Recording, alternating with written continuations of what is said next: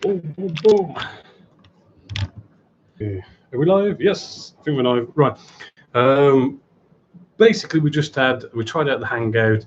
I've just shut that down because it wasn't quite working. We've gone back to this camera version. So, welcome to Genessis Models. My name is Bobby Waldron, and this is the second live Hangout. Sorry for that little bit of a hiccup, but I was just trying out something new. And because it's live, yes, you see all the what's and all. Now, yesterday we were working on our Vickers Wellington 1/72 scale by Airfix. Cracking kit. It's moving along quite nicely. Now, if you want, you can come in, make any kind of chat you want, and I'll do my best to sort of answer any questions. But you know what? Just sit back, relax, get out your models, build your models, watch along, ask questions, whatever you sort of want to do. Now, yesterday I had the internet actually installed yesterday when we did our first live session, and after about 25 minutes we kind of lost connection. I'm hoping it's just down to the fact that we've had a new connection, so sorry about that. And then we just tried the Hangout version, which wasn't working with the chat, so I've kind of turned that off and quickly jumped back in here. So it's all a bit up in the air, but let's just chill out and do some modeling. So let's bring you back around to our workstation. Get you looking at that. Let's get it lined up. There we go. All right then. So welcome to those who are in the chat. You might have just seen, if you was looking at the Hangout version, we just glued on our wing just here, and this one is fitting rather nice. We've even added some what was it again, some Vallejo plastic putty on the underside. Now, what sometimes happens with the Vallejo plastic putty, I don't know how well you can see, but you can see like a little white line, hopefully. And what tends to happen is when it dries, you start to see bubbles kind of forming, and all it just means is you come back, you get out your Vallejo plastic putty, right, put on another application. So we just squirt this in here, get you on camera, squirt that in there, nice and easy. Get out another cotton wool bud, right, and we wipe it across. Right, so we should sort out any of those bubbles, clean up any sort of excess, right, and that should be all good for ready for spraying. Because actually back in the day, we'd used to sort of go off and have the painstaking task of, like, you'd maybe paint on Mr. Surfacer or use some green putty, you'd let it dry, then you get out the sanding stick, sand it down, really trying to get into this nasty 90-degree angle, right? And then you've got all this sanding mess that you've done, and you have to like rescribe and everything. But that is just so easy. That's what I really love about Vallejo plastic putty. It's definitely a good buy if you ask me. So I'm just going to sort of tidy up these pieces, because I mean they need to be tidied up, and I'll just read so many questions you've got. Do I prefer coffee or tea? I do like tea, but then I do like the odd coffee now and again, just to liven me up. But really, I do drink a lot of this, to be fair. It's probably not good for me, but there you go. Okay, we've got Vallejo plastic putty, about it drying up in the tube and stuff. I've had a few people say that, but what I find is it's really sort of getting yourself into a system of once you take the top off, you're squirting out, and then you're just immediately putting the top back on. And that's the kind of pattern I sort of keep myself into, and I don't really have much of a problem. However, I do know what you mean. It can, maybe over a long period of time does start to dry up. So yeah, I mean, potentially you're potentially maybe going to use half of it before you need to buy another one. But I do like how it's just so good at the job it does that I can sort of forgive it in that sense. But it can be a pain. But yeah, it's just trying to just keep on top of keeping the lid on as quick as possible, really.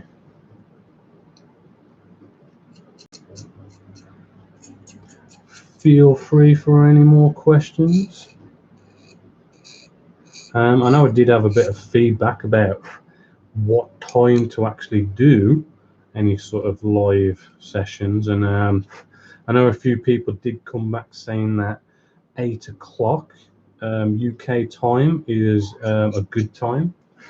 I know I have sort of said we'll start at 4 o'clock today and maybe sort of finish maybe like, I don't know, maybe 8 o'clock depending, so I can really sort of maybe crack on with this build actually. But yeah, I mean, we could sort of arrange it for maybe 8 o'clock. No one said anything about it being Friday, so I mean, quite happy for it to just be Fridays or pretty much any day really. Actually, there is one thing I did want to throw out there, going off subject, shall we say, off topic, is we've set up like a youth club for like kids with, say, learning disabilities on the autistic spectrum and stuff. And what we do is we set up sort of like arts and crafts for them to like do, and sort of just basically getting together. And one of the things obviously I want to try and do is actually give them the opportunity to like build some models or something. But as you could probably imagine, there's going to be loads of kids there, and going off buying all these kits is going to be a bit expensive. So I don't know if anyone wants to do a bit of a charitable donation maybe, and send to the Genessis Models Workshop maybe some really nice cheap 1/72 scale kits, like little Spitfires, those kind of things that can be open, and maybe you've had a look at them, maybe they've been stuck on your shelf or something for quite a while. It doesn't really matter, just something that a little kid can just whack open, just glue up, and just have a quick sort of paint job on it. Just to sort of get them enjoying the hobby and stuff. So if you wanted to do that, you can find the Genessis Models Workshop address on the Genessis Models website, genesismodels.co.uk, and it's in the Contact Us section or in the Subscribe section. You'll find the address there. It's just if you want to sort of, I don't know, get rid of some old kits for a good charitable cause. Right, this does need to be sort of scraped to be a bit wider so it actually fits. Woo.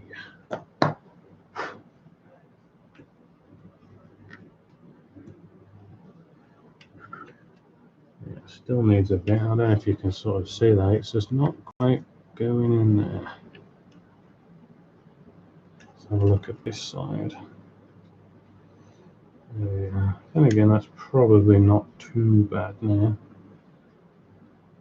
There we go. I'm going to sand that down. Get one of my flat ones, because this is a flat surface. Right, it's not a curved surface, so nice flat sanding stick for this job. And here as well. There we go.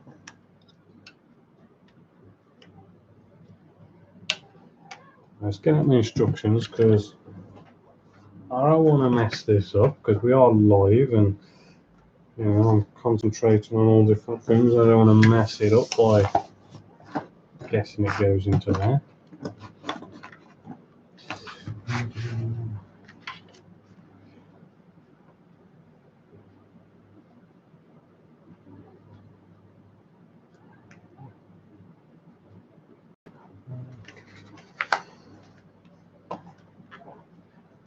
Brian's just commented about the Harrier GR3 model. Thanks for the for that. It is quite different and quite new to actually, you know, take a model, but sort of really put myself in the shoes of someone who's totally and utterly started, you know, doesn't have airbrushes and doesn't have all the fancy tools, right? Which, you know, I know a lot of you have commented saying that you do like that sort of approach.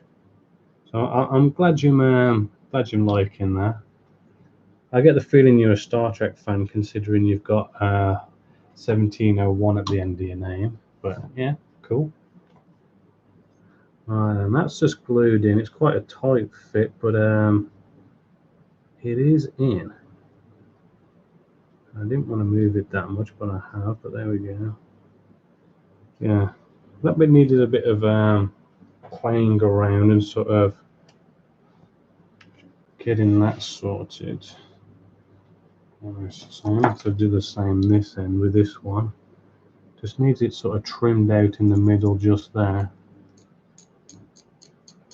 I think that's mainly just flash by the looks of it. That's sort of stopping it from fitting too well. It's not that hard to just scrape out.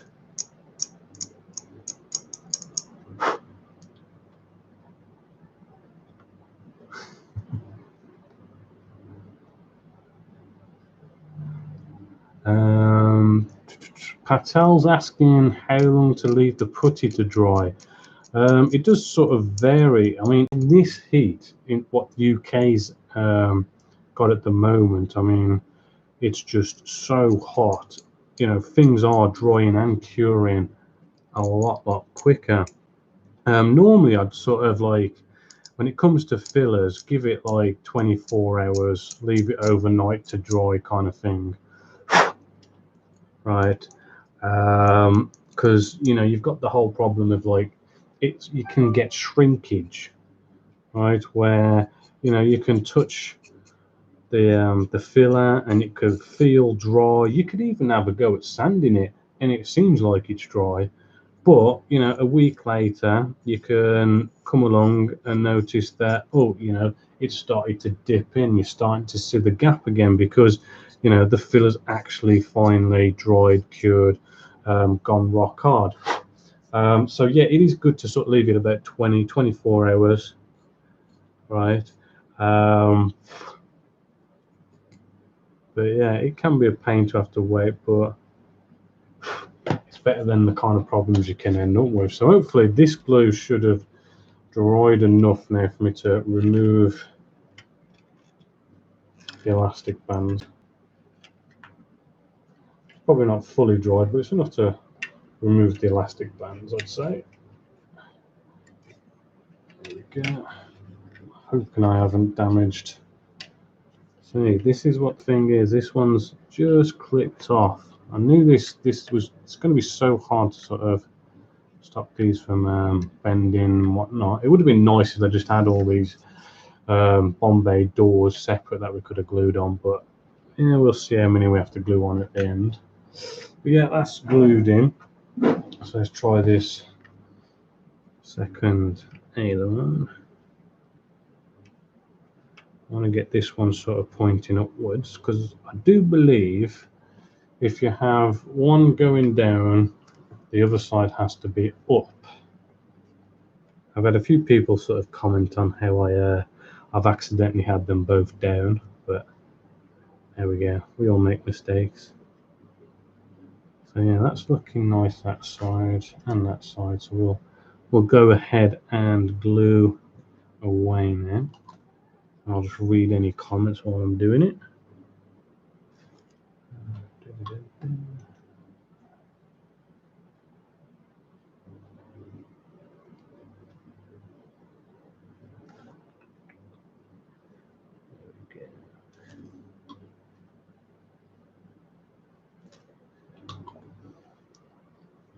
I don't want to be moving this after putting the glue down, because if you start moving it now, you can have all sorts of oozing out glue, and we don't want that because it's going to not look nice. So try not to. So basically, get it in the position you want it to be in, then glue and leave it. Alright, don't go off and glue and then move it into the position you want it to be in, because you're potentially going to get oozing glue. So that's got them done. Moving along. You may have noticed, well, may have not, I've left out the clear parts that go in here. I haven't put them in because I know, at the end I like to use micro crystal clear to sort of make my own windows.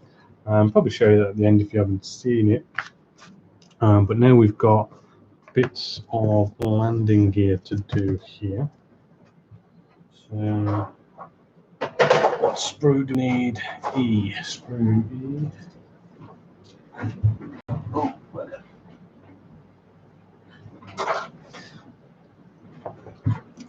is anyone building any particular models at the moment that they want to share with everyone? Give you a shout out. I'd love to know what everyone else is maybe working on right now.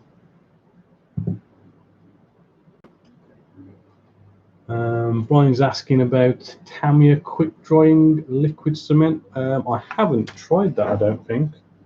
And I don't think I've brought any either. Hold on. No, I haven't. No, I haven't tried that, but sounds alright. I mean, I've got quite a few, to be fair. There's, I do like the Mr. Surfacer stuff. They're quite cool. And I mainly sort of use Squadron's green putty, and then the Vallejo plastic putties. The main ones I sort of use, but I'm always open to trying new ones out. What have we got here? E4.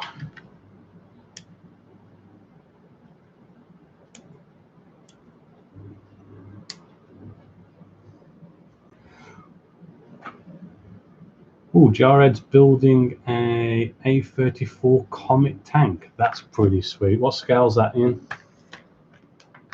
I wonder, because I have got one right next to me somewhere. I'm sure I had. No, it's on the shelf somewhere. Where is it? Yeah, it's on the shelf.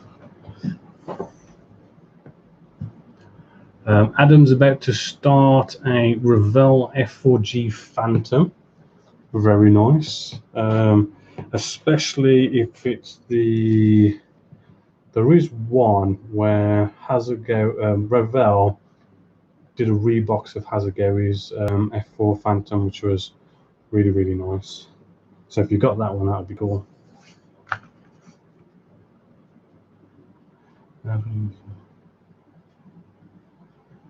Brian's doing a Airfix Spitfire Mark 9, which is rather nice. 1/72nd scale by Airfix.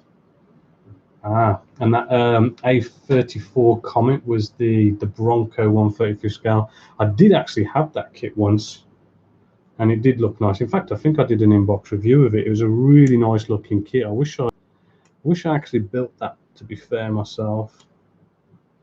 And I've just accidentally, I do believe, cut a bit of my landing gear in the nasty place. So I'm going to have to glue that together. Gav's building a Tamiya 1/48 scale Mosquito, weathering it with oils and that. Very nice. I did do a step-by-step on that one. Very cool kit. So I just got to trim around these little pieces, getting rid of any bits of flash.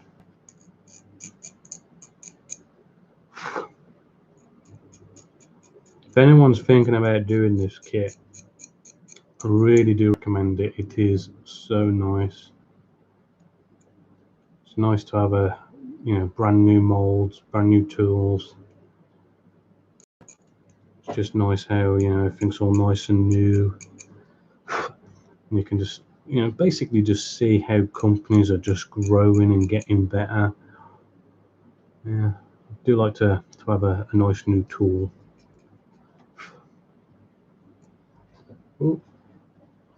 Where did my chat go? Oh, there it is. It's come back again. Michael's doing a 1/72nd scale Airfix P51D. Nice aircraft there from the Yanks. We got, he's also working on an AMT 148 A20G.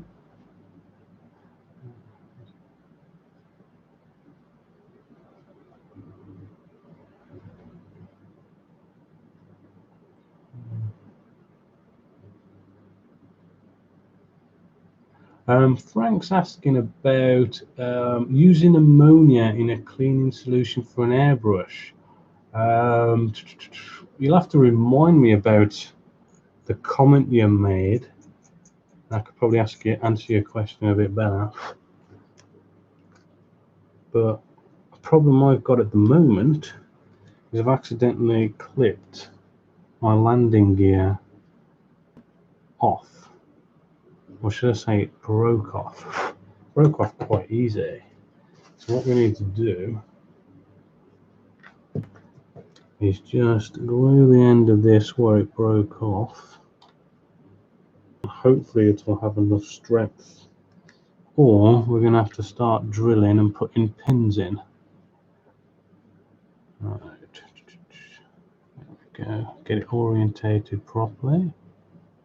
And then we want to leave that to glue and dry as nice as possible. Because I think it's going to need enough strength to hold things up, which I might have to sort of strengthen that out somehow now. Maybe get some plastic card, maybe sort of protect it somehow. It's a bit of a shame, but we'll work our way through it. And I've lost, there it is. Let's carry on with this and read some more comments.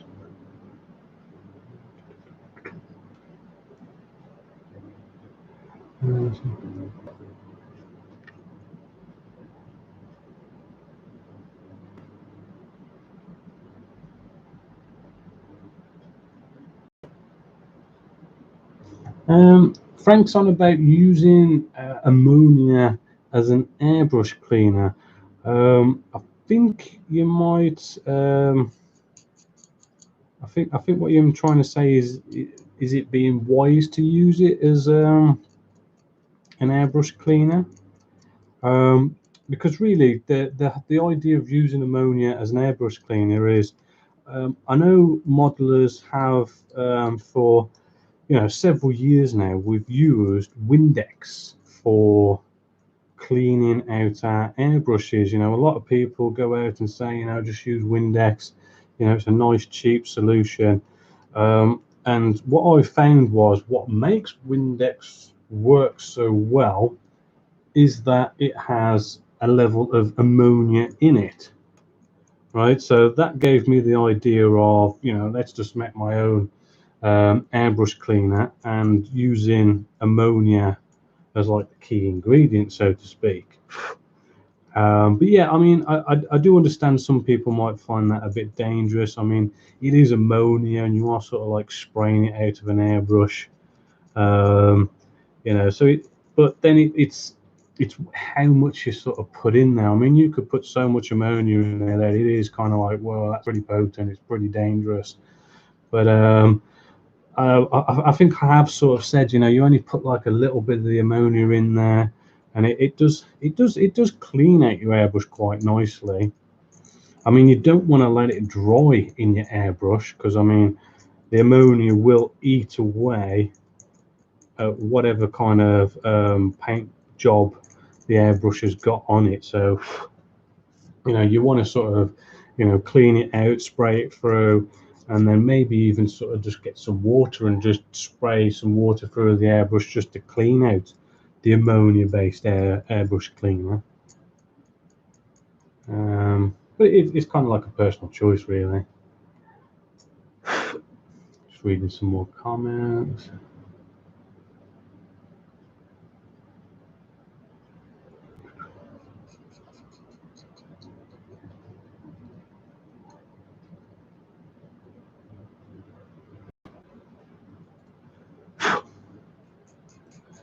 Right, so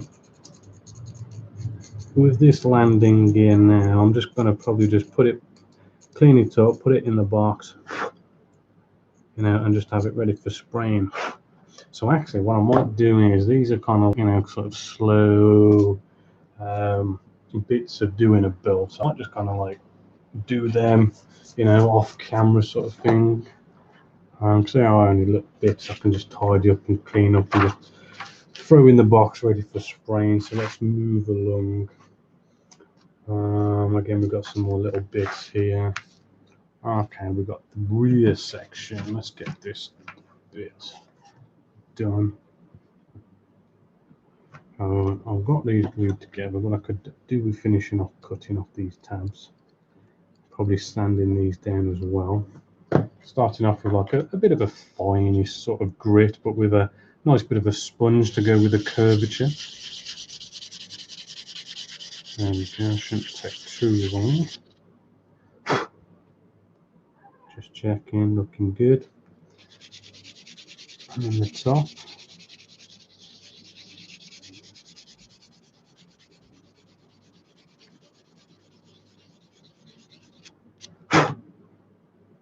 We'll get the blade on this bit, just tidy it up.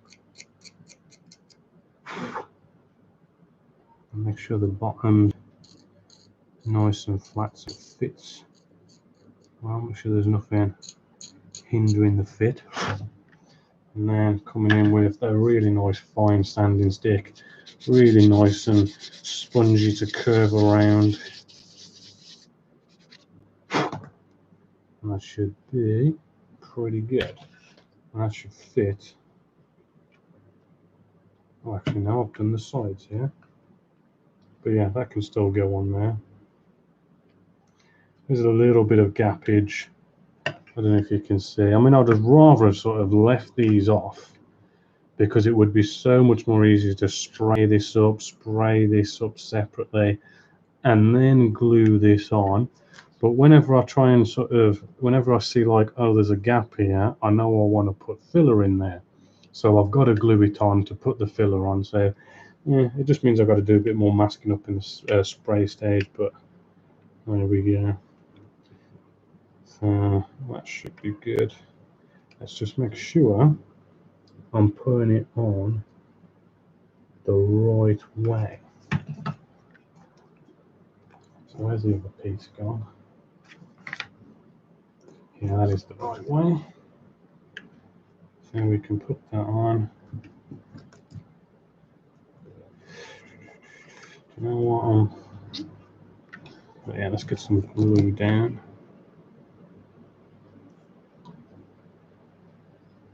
There we go. Oh, that's not too bad. Happens quite a lot. You sort of see a gap, but then when you finally get that glue down, you know, those gaps can disappear very, very quickly. I don't know if you can sort of see that, but most of that gap has gone now just by simply gluing it, which is quite cool. Alright, so that should be good. Maybe a bit of the old Vallejo plastic putty technique on there. That should be cool. I'm looking to do the same with this side.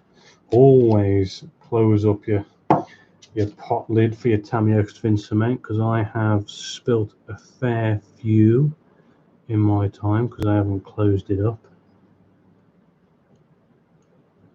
Cutting the tab bits away.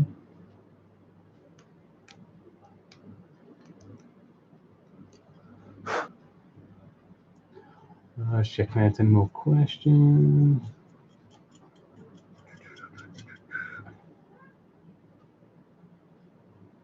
Brian's asking, what's my favorite part of building a kit? I mean, different parts I like for different reasons, but I do like putting on that final last matte coat at the end. You know, you've done all your spraying, you've done all your weathering, and then you're putting that final matte coat down. It's not 100% finished, but that final matte coat just brings everything out, and it really is It really is nice to do, but then at the same time I do like deckling up a model. I do think decals sort of, kind of nicely bring a model to life. But yeah, do putting the gloss coats on nice, because you are getting to the end of the build. You're really sort of seeing your work come together. It's a nice stage.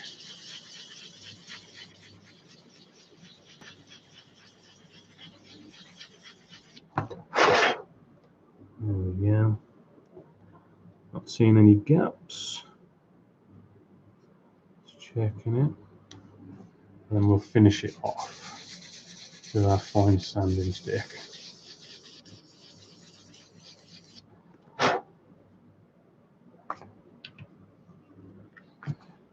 And that should fit nicely in here.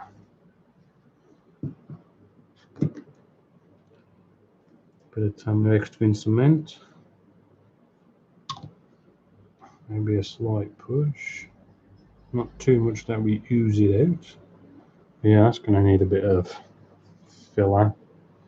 Just along there, that one's got a bit of a gap going on. Then I'm just getting my Mark 1 eyeball, just to make sure this is, nice and equal, both of them, both sides. And we can leave that to dry for a bit while we work on the next bit. But yeah, as you can see, coming together quite nicely. Do like a good World War II British bomber. Put that there. Jared wants to know if I've got a lot of kits in my stash. At one point, I did have a massive amount of kits, to be fair. Because of people would send me, I'd be buying loads. I'd be buying them at wholesale prices, all the inbox reviews and everything. But it just got I had so many kits at one point. It was just all taking up space. I knew I'd never sort of actually build them all. So I did have one big eBay bash at one point, which was quite nice. But yeah, I tend to keep my stash quite low. Well, I try to. Then again, to be fair, I think I've got I've got how many? Maybe 1, 2, 3, 4, 5 shells full still. After saying all that, what I've just said, I've still got quite a bit. But I do try and keep them low. Where was I again? Where's that tail bit gone? I've lost one of my pieces. There it is. I got it. There we go.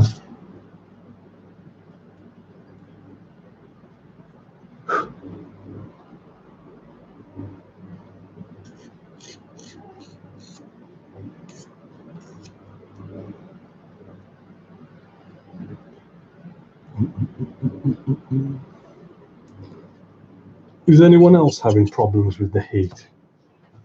Anyone else got any tricks how to deal with the heat?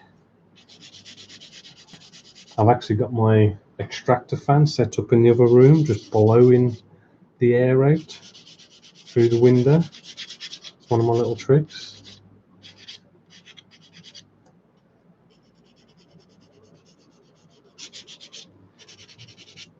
Get that sanded up.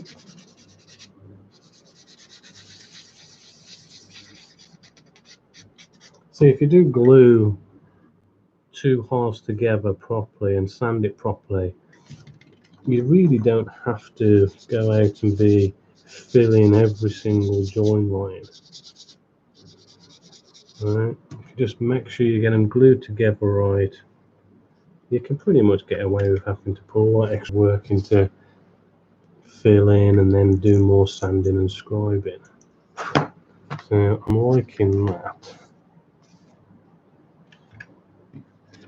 Now, this should go on here not too bad. It says there's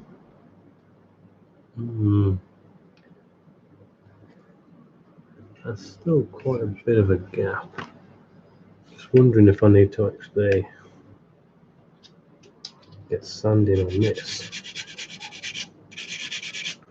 I think I've got a slight step.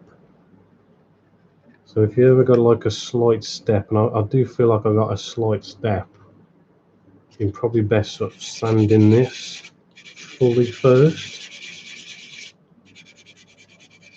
Because what's happening is for me to get this, you know, sitting right, I need to sort of push it that way, and then I end up with a big gap there, as you can see. It's probably down to there being a step just here, and just slightly feel it.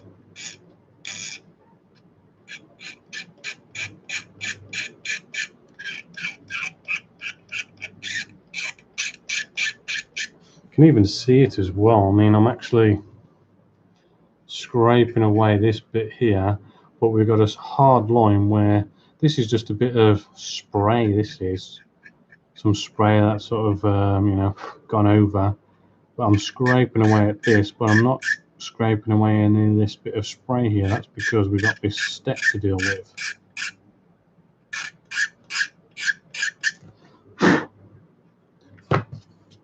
Right, you know, I'm going to get out a flat sanding stick to sort of get rid of this. I'll read some questions if there's any. Air conditioning, yes, that would be rather nice. Thanks for that, Brian. Feeling quite jealous now.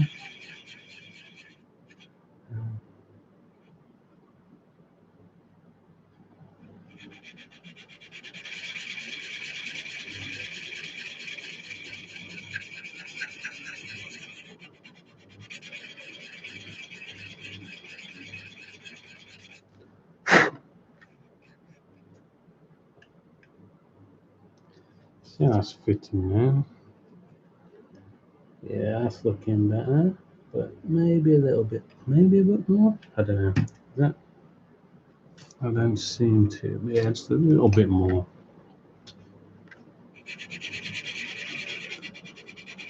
So what would have been potentially a big filling job on here, by test fitting and you know, making sure you're going to glue it together right. I mean, I could potentially end up with no filling at all. Let's come in with some curved sanding sticks now.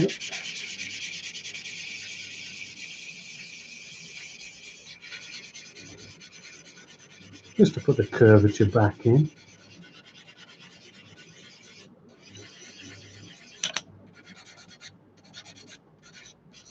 Try not to worry about, you know, these black lines that you might see running down there. That is just, you know, the spraying of the interior. When we spray the interior, we've obviously got some up here, and you know, it's just basically the paint and the glue is sort of mixed together, melted together, and it's just sort of stained the join line. Doesn't mean that there's an actual gap there. So it's always good to test your work basically by getting some black paint, painting it along, you know, our join line, and seeing if we've got any gaps, because that you'll be able to see it better with a paintbrush, with painting on some black paint. So I'm just working my way back down the grits, right, just to get rid of any sanding scratches. You know, we're using nice spongy sanding sticks, getting the curvature right. I suppose these are the kind of things that by going live, I mean, normally I'd probably just quickly have a little say about it, and then I'd turn the camera off, edit it up. But you're actually sort of seeing me tackling a bit of a fit issue here from the word go. So now again, another test fit.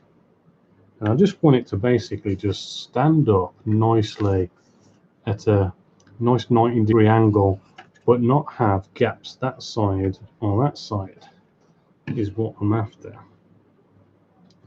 And that is definitely a lot better.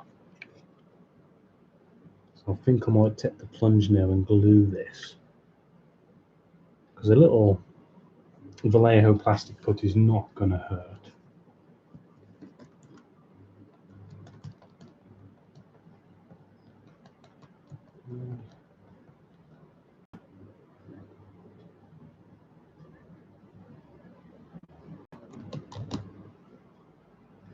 Really feeling jealous about all these comments about air conditioning. It's one of those things, we'd like to buy some air conditioning, but the heat only normally lasts about 3 days, and that's it for the UK for the year.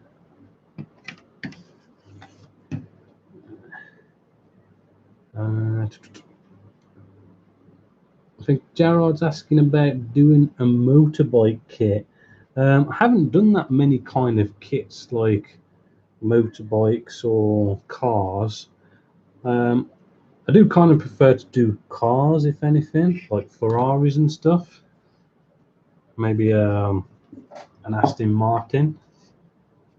Which was the last one I did? I think the last one I did was a Tamiya. I think it was the Ferrari Spider. That was really nice. And I brought a load of decals for it, like carbon fiber decals. So everything was like deckled up in carbon fiber, which will look really, really smart. Just making sure this is at a 90-degree angle. It doesn't take long for the glue to sort of bite down.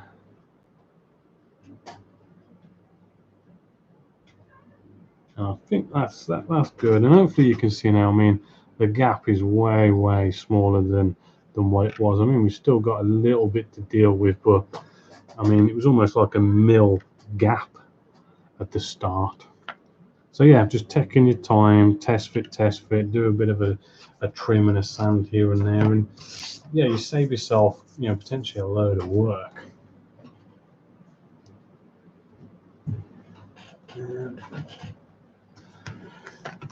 Some more questions. Is there a subject not yet produced that you would like to see? A subject not yet produced. Ooh. I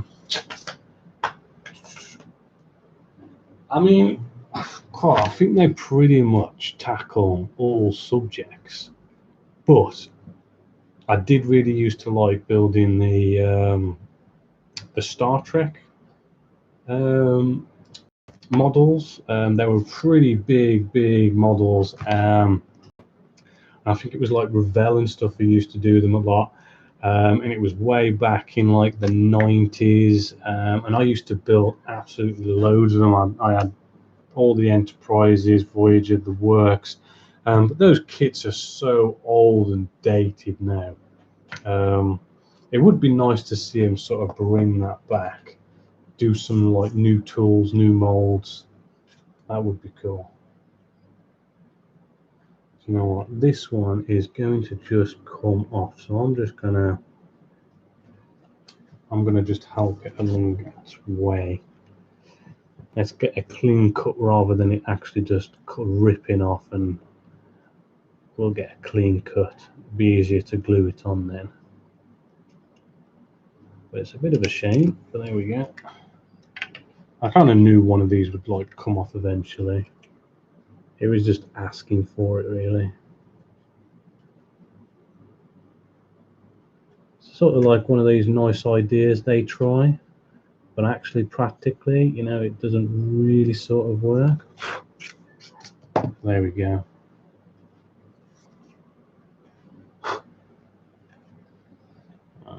Let's move along with our tail, get our rudder going. What we got? D.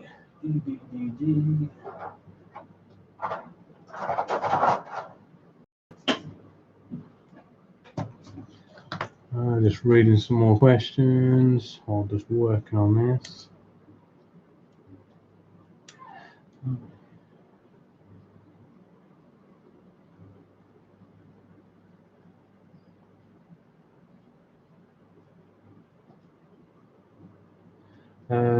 got Mr. Gav here. He's asking about. Yeah, I do dabble with a bit of like the Games Workshop miniatures and those kind of things. And he's just wondering about what I collect. When it comes to Games Workshop, I've got a few mates, who do a bit of hobbying, but they kind of like to actually build what they're building and then go off and play with them. And I hang about with them and we sort of play some games and that. So I've sort of joined in, building my own army and everything.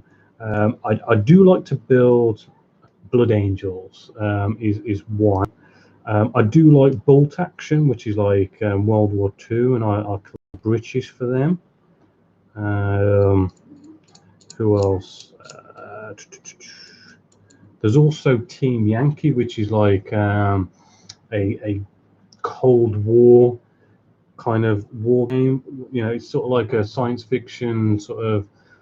What if the Cold War actually heated up, and you get to paint like really sort of tiny little miniatures, and tiny little like Abrahams and chieftains, and that's quite a cool game.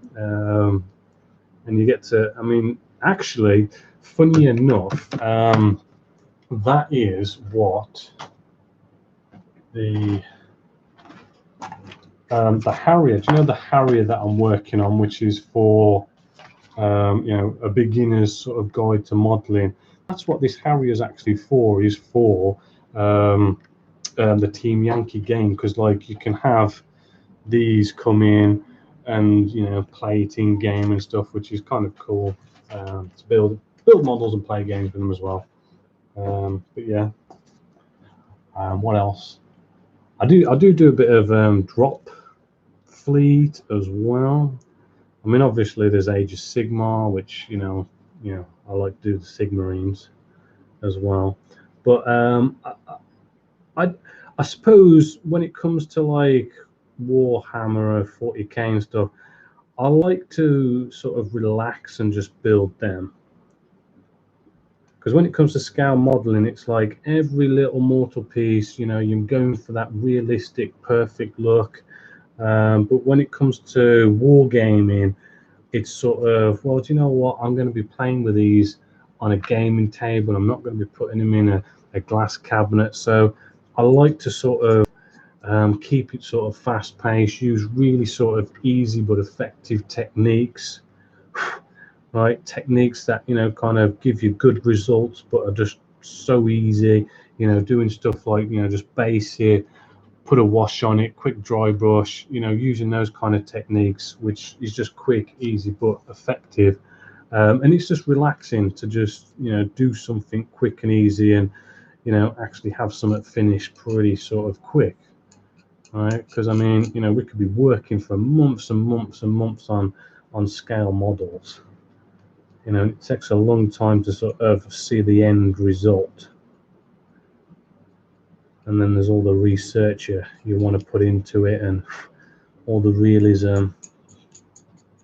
Not to say that you can't sort of get all professional and stuff with Games Workshop and stuff. I've seen some of the Golden Demon stuff, and they are pretty top-notch professional stuff. So yeah, it's all good. Let's see how this fits.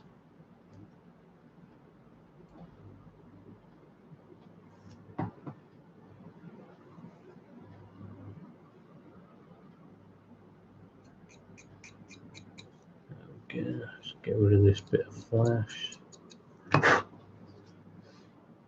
Okay, that's not too bad. We can go ahead and glue.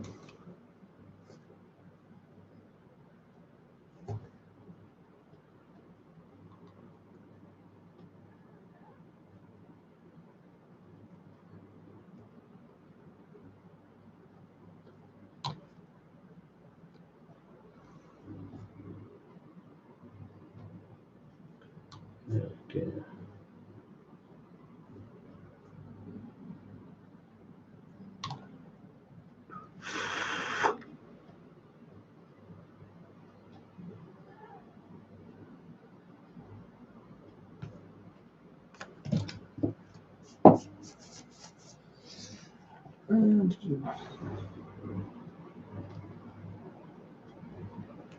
Brian's asking, what is the best kit I've ever built, either the quality of the kit or the result? Ooh, best kit ever. I'd like to have more choice than just one best kit. I wonder if I should leave this off. Let's have a double check of the instructions. I think it's all black at the back. Yeah, it's all black at the back stuff. We'll just glue it on. I gotta say, I mean, the Spitfire by Tamiya 1/32 scale, I mean, that is a lovely, lovely kit. And I've also built the Zero version as well, 1/32 by Tamiya. Those are really amazing kits. But then the kit, I suppose I really like the end result of. It probably was the 1/48 scale not the FA, the F14 Tomcat I did. I think it was the Hobby Boss one. Did a step-by-step of that one. That build, I put a lot into it. I mean, I used all sorts of weathering techniques with using salt and water and a hairdryer and doing all sorts of funky weathering techniques. And because I put so much into that one, I really did like the end result. So I suppose that is probably going to be still one of my favorite kits because of the amount of effort I put into it. And actually,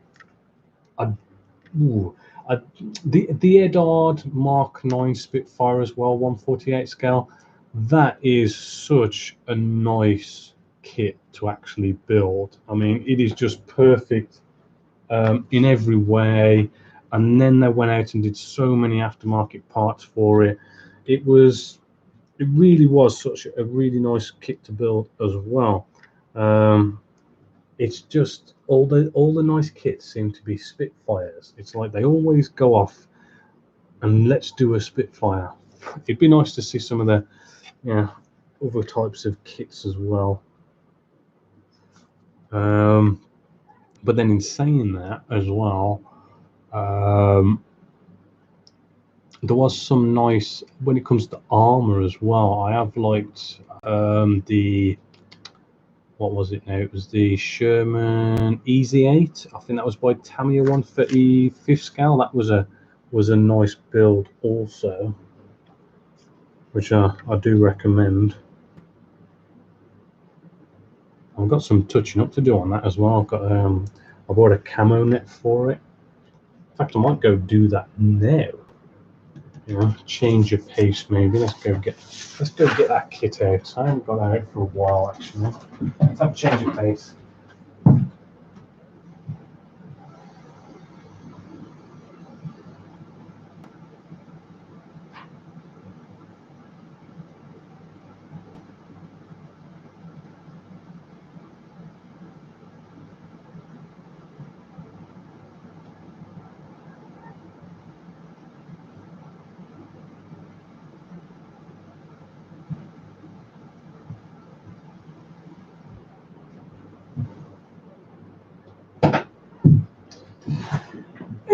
And I'm back. Here we go. I haven't had this one out for a while. Yeah, I really did enjoy building this one. This is what I meant by the bit of a camo net, right? Because I actually finished this as a step-by-step, and then I was just playing about with some camo net, and all I did was get some blue tack and blue tack it down just to see what it looked like, and then and then basically I've just forgot all about it.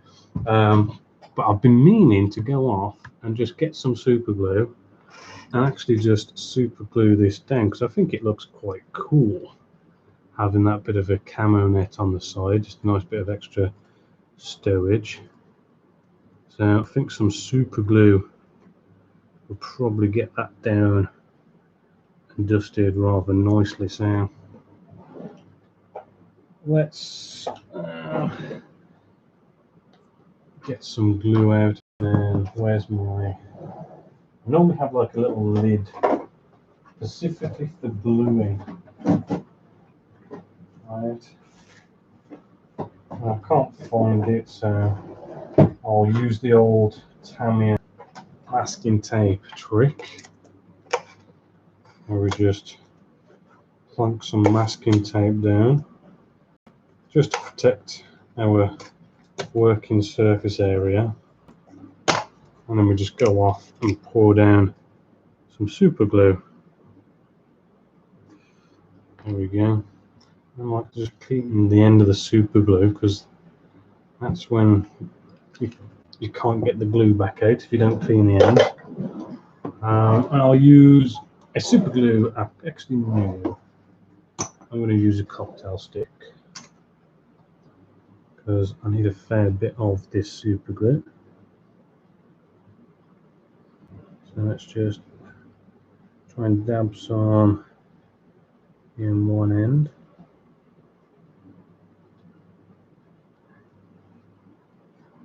Let's just try and maybe glue the one end down first. What I don't want to do is have the super glue showing, because if it does, I've then got to go out and get a my airbrush out and spray some matte down, because the super glue will show up as being all shiny on this really sort of matte model we got here, and it's not gluing down as good as I want. Maybe I should have used some PVA glue. That might have been better. Because what it is because it's so it's basically sort of absorbing and soaking up the glue. So actually, I mean, PVA glue probably would be better. I'm kind of thinking, yeah, let's get some of the good old PVA glue out instead. So let's clean up this super glue.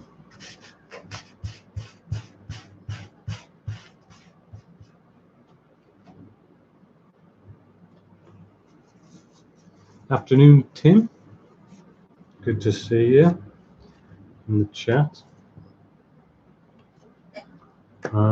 Thanks, Gerard, for the AK series. I enjoyed making that myself, actually. It was quite nice to get out a load of different models and sort of weather them up differently and stuff. That was quite cool. Just poking this, get the glue to come out. There we go.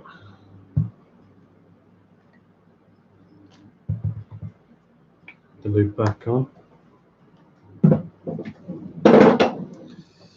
Let's try this again with a different glue.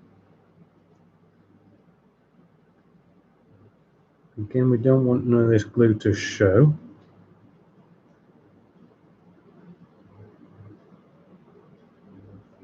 But we want enough on here so it actually glues it down. And in this heat, it should glue pretty quickly. Right.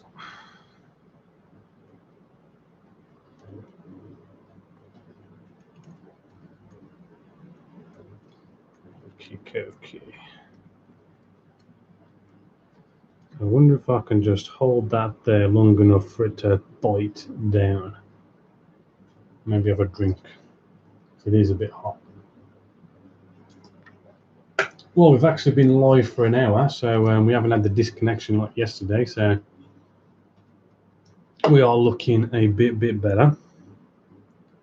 I don't know if any of you know it, but you know, you can go visit the Genessis Models website. We've got At the moment, we've got a group build going on, which is a diorama group build. It's just build a diorama, and you can sort of enter in the group build. And around about Christmas, I'll judge whose is the best, and we've got first, second, third, and most original prizes up for grabs. Some nice trophies,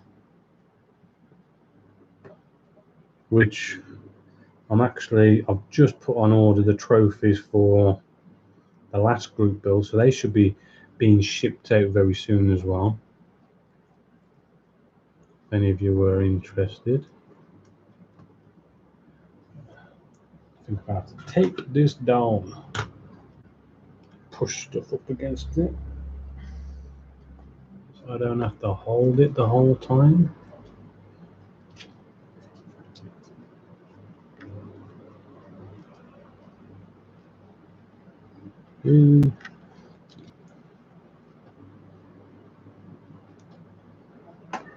Almost there.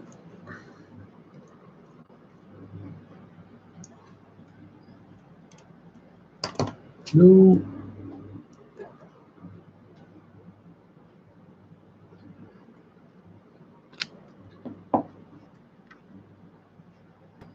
Okay, we're getting there.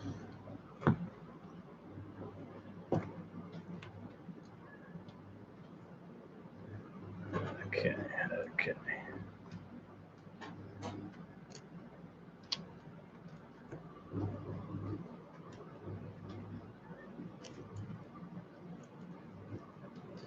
Oh, this is so fiddly.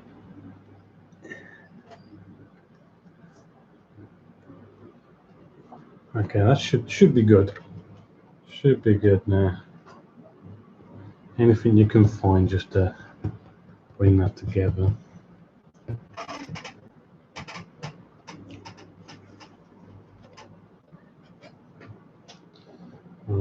I think I'm gonna have like a little 10-minute break. Maybe go whack a pot noodle in, or go have a Coke or something. Feel free to go make a cup of tea, have a pee break. We'll be back in about 10 minutes.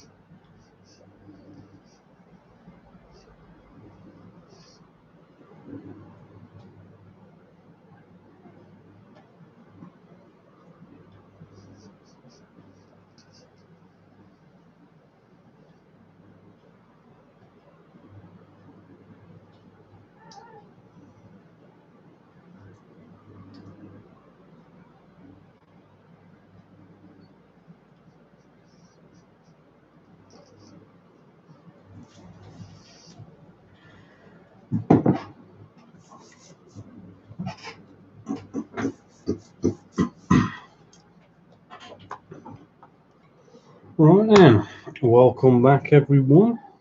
Just had a quick sandwich. Wonder if this is anywhere near dry. I think dry enough. There we go. Just had myself a Italian BLT. Gerald wants to know what a pot noodle is. Oh, it's something quite sort of, I don't know, big-ish in the UK. It's basically just a plastic pot with dried noodles in there and like flavored powder, and then you just pour hot water on. It's really nice, sort of quick, unhealthy sort of dinner. But I forgot I had a sandwich, so I had one of them. But yeah, here is the camo net. I forgot where I got this from now, but it is basically a it's photo etch, which is quite interesting. And I've sort of cut it to size, and I do believe it was printed on as well. So it was photo etch printed on, and then all I did was just roll it up, make it look a little bit messy, and then put a load of pigments on it, just to make it sort of look dirty and sort of blend in with the rest of our tank here. But if you haven't seen this, I mean, there is a step-by-step on the Genessis Models website if you want to sort of watch me build this step by step. I need to put this somewhere now, somewhere safe, because we don't want to break it. There we go. And then we can crack back on with this bad boy.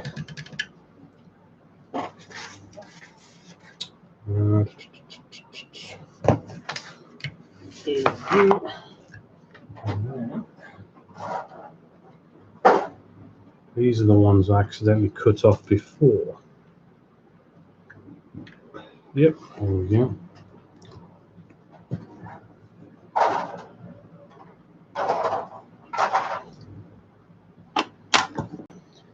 Alright, so what number is this? Number 30, which is left side.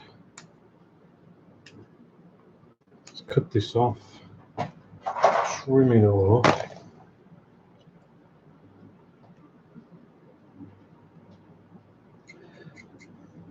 I'm kind of thinking next week we'll change the time to maybe like 6 till 10-ish.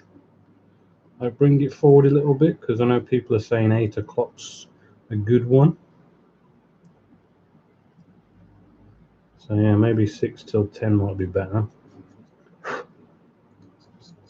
And I'll have a week to work out the bugs, because I do like the idea of doing the hangout version where you know, you guys can get your webcams out and sort of, or even just like your mics, get your mics and stuff out, and you can sort of join in, show us what you're doing, have a bit of a chat while we're working on it, our models, you know, that kind of stuff. Yeah. Saves you having to listen to me the whole time, just talking to myself. Well, that's not looking too bad. So let's see how it fits before we glue it. And that's fitting quite nice. How shall I have it? Up or down? I think I'll go for down. That looked like a really nice fit. So let's go to the glue and change the camera a bit. Where are we? There we are. Get this wire out the way. There we go. And then we'll just run this nicely along.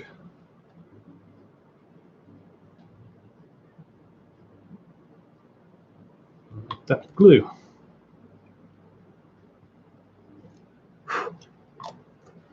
Well, I can actually see through that. I need to push it in a bit more without it oozing out. So being careful. Check the opposite side. We're looking good. Yeah, let's do the other one. Starting to come together a bit. Ooh. Okay, Brian's got an interesting question actually, that no one's actually asked me before. How did Genessis Models get its name? What's kind of interesting is it's actually spelt wrong. It's not supposed to have two S's in it, right? But this goes back years. I mean, just over a decade. Before I kind of started Genessis Models, before I started professional modeling or anything like that, I used to do like a lot of sort of online gaming, you know, where you sort of get on TeamSpeak and just basically play war games and shoot each other. And you know, my call sign was Genessis, and I've never really been the best at spelling, so I actually spelt it wrong, and sort of, you know, went into game with the name Genessis spelt wrong, and you know, although it was spelt wrong, it was sort of like, well, I was logged in and my email was, you know, set up to this account of Genessis, and you know, it was going to be a lot of work just to change a spelling mistake, so it just ended up sticking, which, you know, was kind of cool in a way, because it was sort of original, you know, in a sense. And yeah, it's just a nickname and a name that sort of stuck on the internet for me personally. And then when it just came around to like setting up my own business, it was just like, let's just use Genessis still. So that's where it comes from, basically, is me back in the day playing games, and that was my call sign, and that's really it, really. Bit funny, a bit strange, but you know, I just thought it was just different.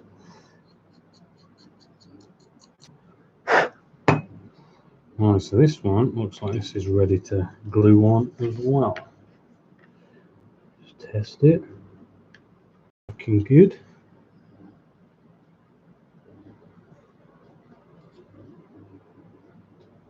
Don't know how many new people has come in, but I'd love to hear what kits you're potentially building right now. Hopefully you've got one on the bench right now as you're watching me and building away. Or if you've got any questions.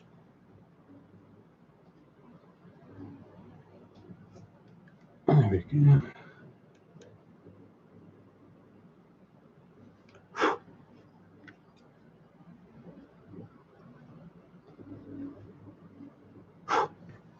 Hey, let's turn over the page. Okay, we're on to engines now. So I'm gonna have to do some spraying. So let's get the pieces off. maybe do some natural metal finishes, a bit of dirt on the engine, and then we'll have to like mask it up for spraying. So let's put this to one side for a bit.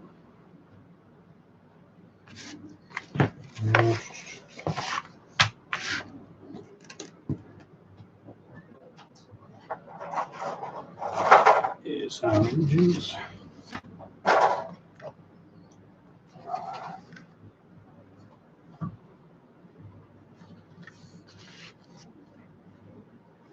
Ooh, Tom's building a Tamiya Mercedes 300 SL.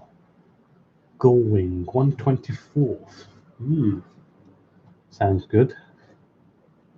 Tamiya is normally good for those kind of things. So we want F14.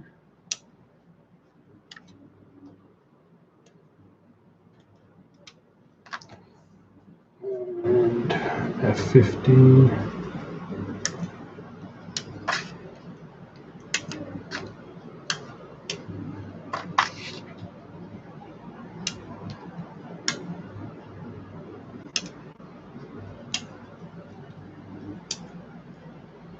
These are all the same number as well, so there's full-on duplicates. So I'm not going to worry about mixing them up. And we've got the engine cowls. They are different numbers though.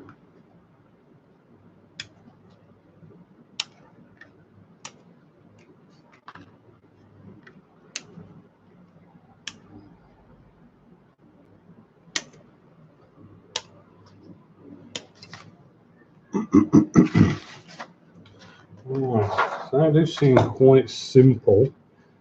And there's no fancy pieces going on here. It is just that glues onto there, and then the engine cowl goes on top. Right, yeah, nothing fancy smash here. So let's just trim them up, and then we can spray them.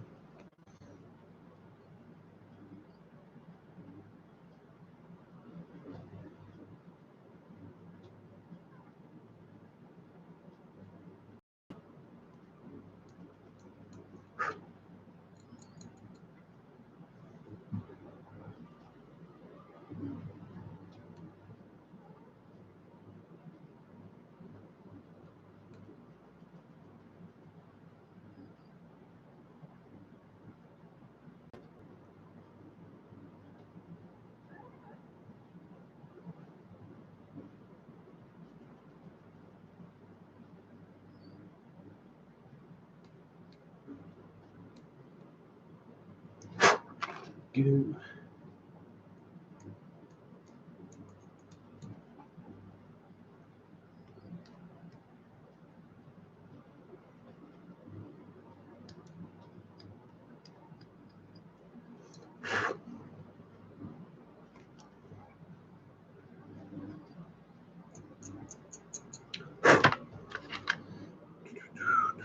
Okay.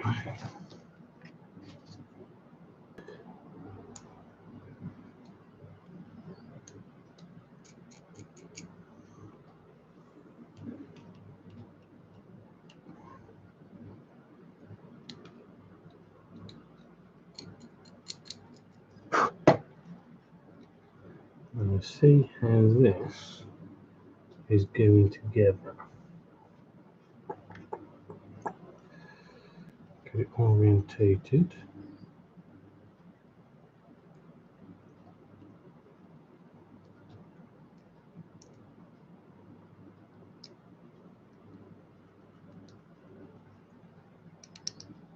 I think it's going together like that. Let's see how it's going to go on here before we actually do any gluing or spraying. Okay.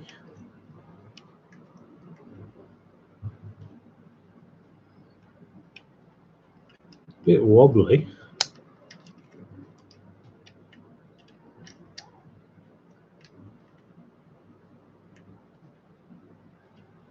Hopefully that'll get sorted. Do you know what? I'm kind of wondering, should I maybe sort of glue this on there and then do whatever spraying, and then just simply come in at the end, glue that on, glue the engine cowl on.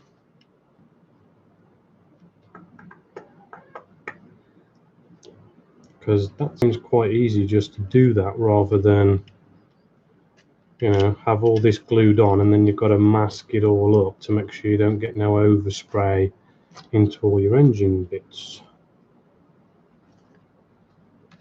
I think that might not be such a bad idea. I'm tempted to look at some reference photos and look how these are all sprayed up. It's always good to check these things out.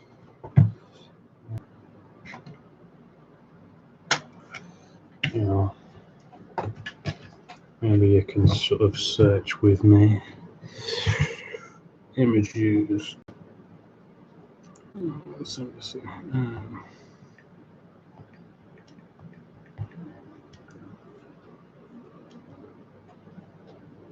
Is that all you give me? I bet we get rid of the 1/72. See if we can get the real thing like this here.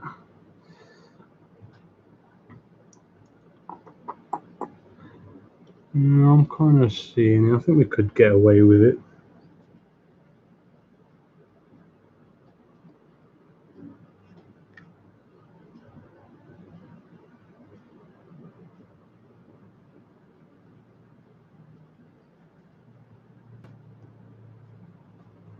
Got any more close-ups, maybe? Close-ups with colour.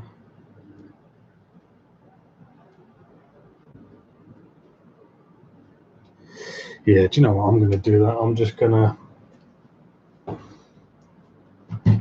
I think I'm just going to glue this bit on.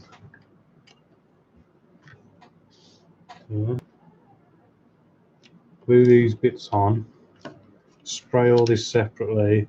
And then at the end, we can, like, you know, spray and glue on our engine bit.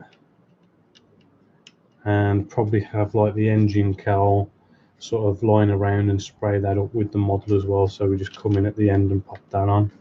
Because I'm kind of seeing, you know, the problem is, I mean, I'm sort of seeing, you know, we've got this gap where spray can go into there and start spraying the engine bit, so we'd have to like plug that up somehow, as well as like plugging the front up as well, and it just seems so much easier just to pop that on.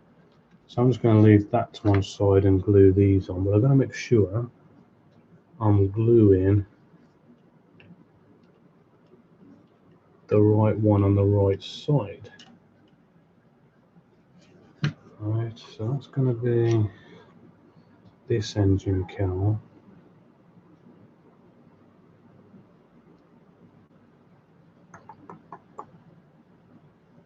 Probably a good idea to maybe mark this up as well, because this was F2.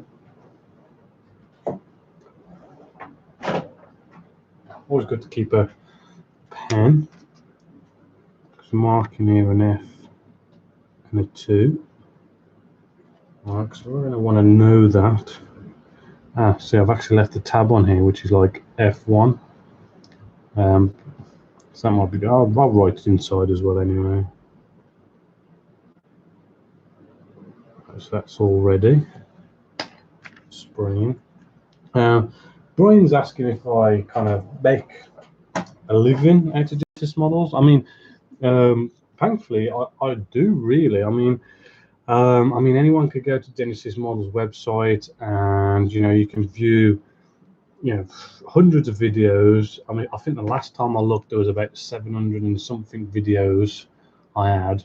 You can view all them videos, and it is like a subscription of $3.99 a month. And you know, luckily, you know, a few of you guys do pay the subscription, and it just allows me to to do this as a living, and hopefully sort of bring enough videos for you guys to sort of love it and like it, and feel worth in sort of paying that subscription. So yeah, it is nice to devote all my time to building models and learning and teaching and all the goodies that I get to do. Right, so I just need to make sure this is going on right.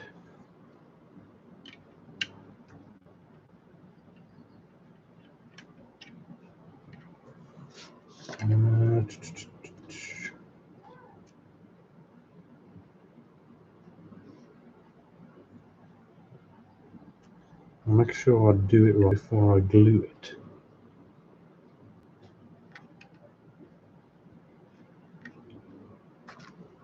Okay, where's that gone? So this goes on here.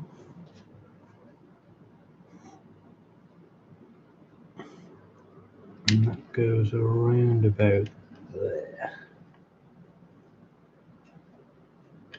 Okay. I'm happy enough to glue this now.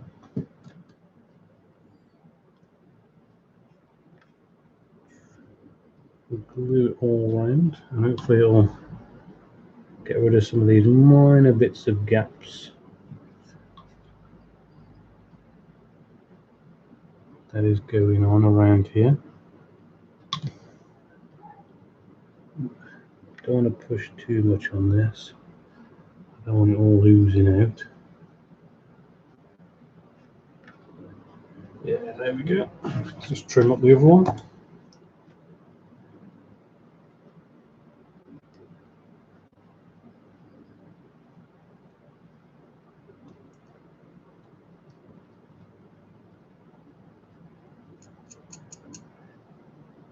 I mean, actually, you guys have asked me a few questions. I mean, while I've got some of you lots' attention, I mean, what would you want to see from modeling?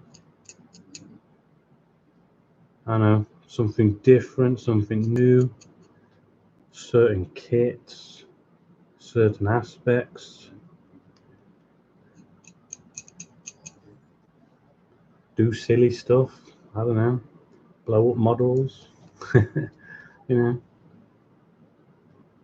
Feedback's always a good one, because then I can like do what you want me to do.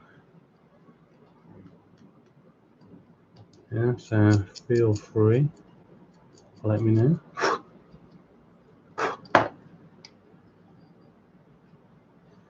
Needs a bit of a sand. Didn't trim that off as nice as I wanted it.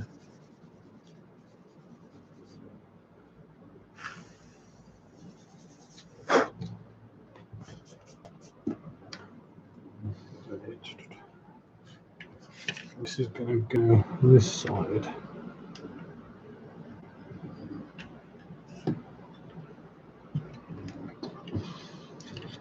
Some extra thin cement. Let the capillary action just let that flow in and around.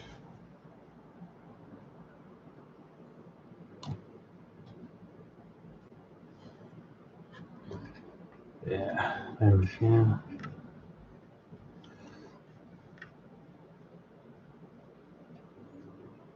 I mean, really, I probably should have put an elastic band around there before I glued it. It would have been a better fit. But it should be alright. It's done now.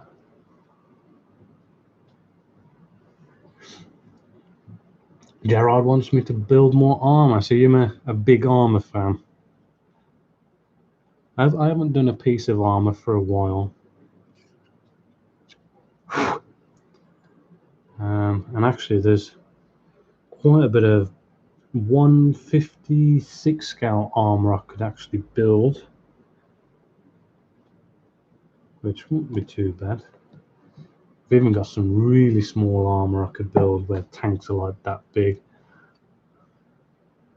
unless it's more the big stuff you want to see.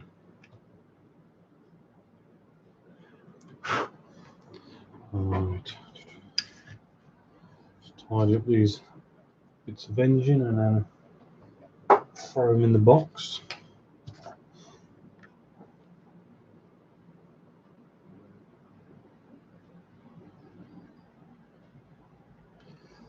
Ooh, Gerard is asking, have I ever given up on a kit, and which was the worst one? Ooh, there's a tough one. I've got to say, this HMS Victory that I'm building is a tough one.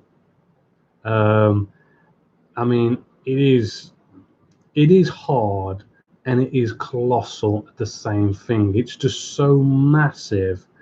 It just takes so much time to actually build it. I mean, you could just spend solid months and months and months and months on it and still you know, have loads to do. So that's quite a, you know, an intimidating build, a really hard build.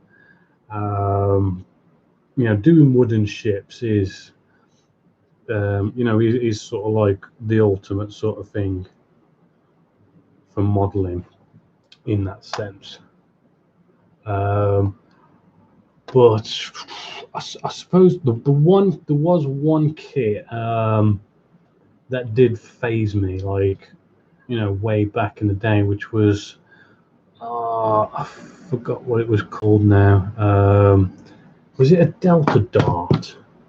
It was that really sort of pointy one. I think it was by Hazagari. It was 1/48 scale, but it was it had raised panel lines, so I had to like sand all these raised panel lines off. Then I had to like rescribe this entire model, and that wasn't so bad the first time I did it, but then I did that on a commission build, but then, you know, I threw some pictures up on the internet showing it off, and then somebody wanted one as well. So then I ended up having to like build two of these, of like scraping off recessed panel, raised panel lines, and then putting in the recessed panel lines. So that was quite, yeah, a challenging build in the sense of doing something that kind of got boring after doing it more than one time, and it's a bit of a tedious task doing rescribing for an entire model. But apart from that, I mean, I do pretty much enjoy all of them, really.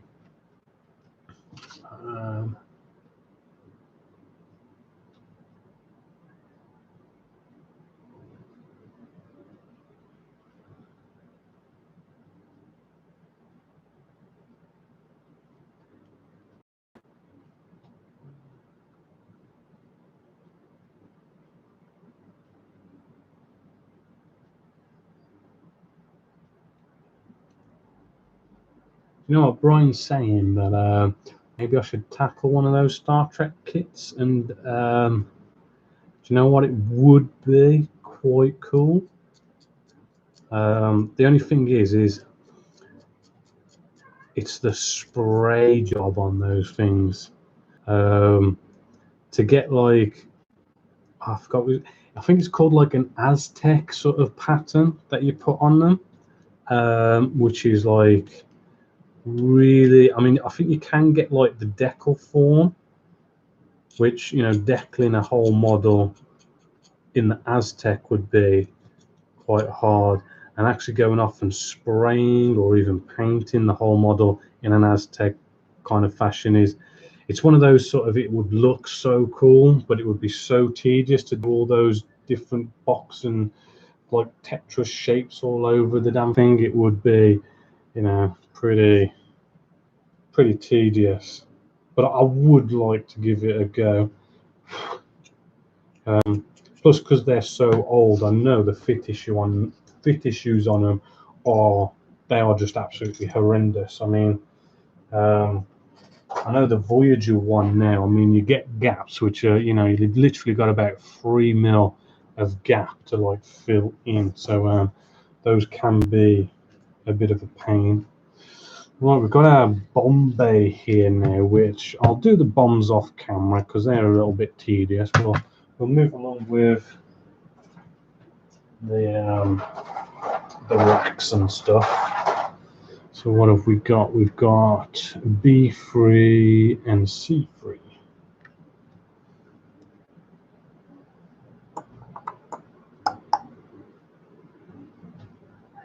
Okay.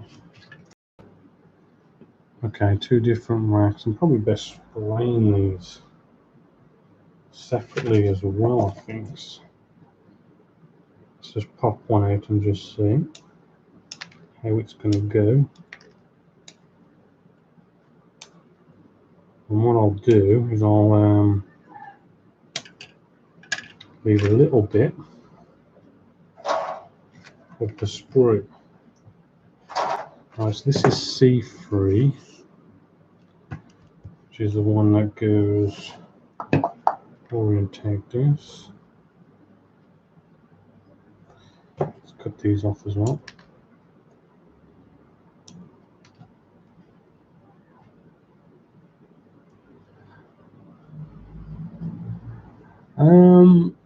Someone's asking about dioramas. I mean, that is something I'm trying to sort of promote, and I have got plans to do.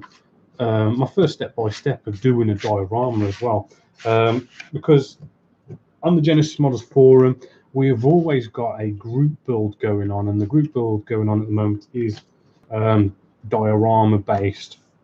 It's all about just go out there and just build any diorama you want, right? And I have got plans to sort of do a step-by-step diorama build, which will be, hopefully I'll start some point soon, and that will go on alongside the current group build, right? Because dioramas, I mean, I've never been a major fan of it. I've always just liked to just get do the actual model, but it does look cool when you've got a nice model on a nice bit of terrain or diorama or a runway or something, and then to mix in some miniatures with that, maybe even do some sort of a scene, would be rather cool.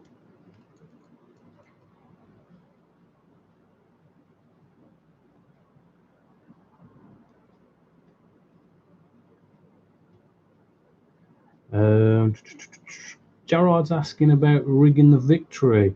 I haven't got to the stage yet where I've really got to sort of 100% make the decision to rig it, because I do believe you've either it gets built either in a rigging way or a non-rigging way, so you've really got to decide what you want to do. I know a lot of modelers, when it comes to wooden ships, they like to not have the sails down, because you can then see the model better when the sails are up. But then it does look cool when the sails are down. So yeah, I mean, I haven't honestly 100% decided that yet. I'm thinking of having the sails up, to be fair, but all that rigging, is going to take a bit of time. I mean, it's still taking me a fair amount of time just to plank the damn thing. It's so time consuming. But I do want to I like to get ahead with my normal step-by-steps, and when I'm sort of ahead, it's like, oh, I've got a bit of time here, I could jump into HMS Victory a bit, which is why the HMS Victory does seem to get left behind now and then, here and there, because it's not my massive priority, because most of my members are like here to see plastic scale modeling. I see how this fits in.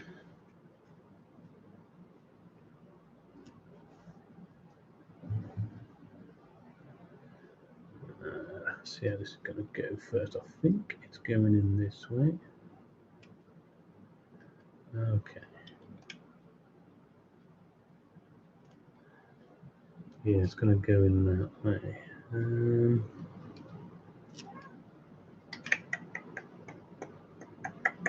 I think I'll leave that out and spray them separately.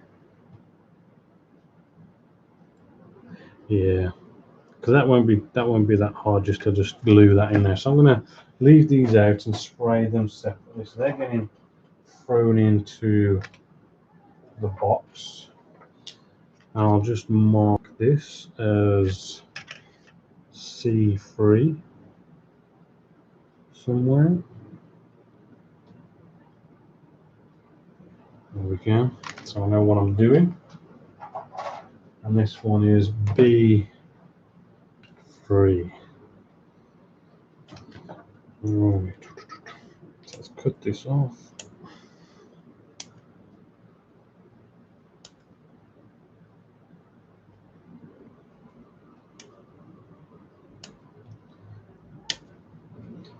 Yeah, I mean, if you've just sort of arrived, I'm actually building the Vickers Wellington, the brand new kit, new tool by Airfix, which is 1/72 scale. Yeah, absolutely gorgeous kit. Really sort of recommend it. What I'm like about this kit, what sort of has really got me excited about it, is the surface detail doesn't have loads of recessed panel lines, recessed rivets, right? So we can't really rely on that kind of stuff to give us the detail. What this kit's all about is it's got all this sort of rippled effect where it's sort of the fabric goes over the ribs of the aircraft, and it gives us this sort of ribbed pattern all the way around. And you know, this is something where I really want to sort of go to town with spraying, you know, bleaching, post shading, pre-shading, do loads of fancy sort of spraying to hopefully sort of bring this lovely detail out in a spraying way. And maybe even come in with like oils and enamels and maybe, you know, do some fancy work there. But you know, as I say, it's not really a aircraft that has loads of recessed panel lines and rivets, right? We need to make up that sort of professional detail in another way, which, you know, is why I kind of like this one. I really want to have a really good damn go with the spraying. And just doing some more reading as well as carrying on with this.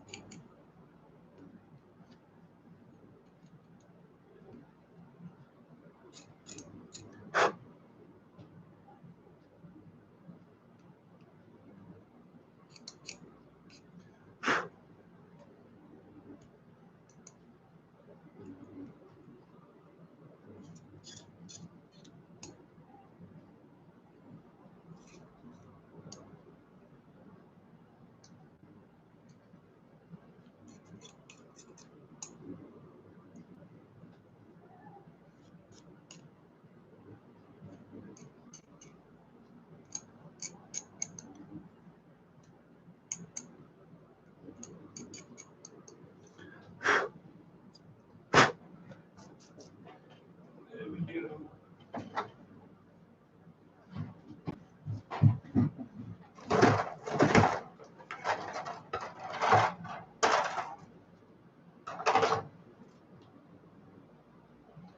Ooh, look at that. 2 sprues completely cut up.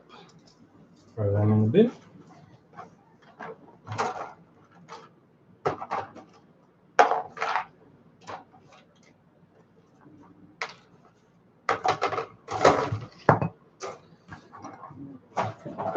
ow, ow, ow, ow.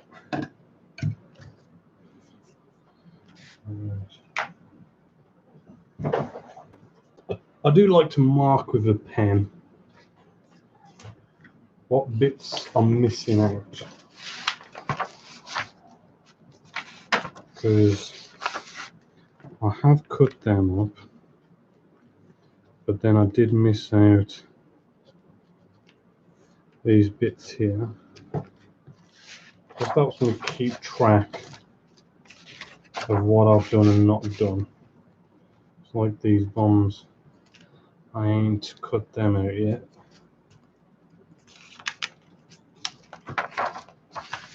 Oh, here we go. MG time.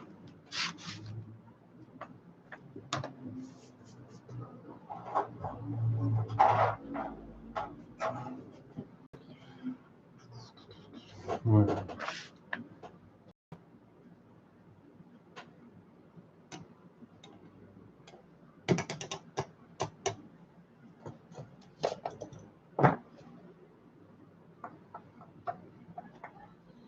E14.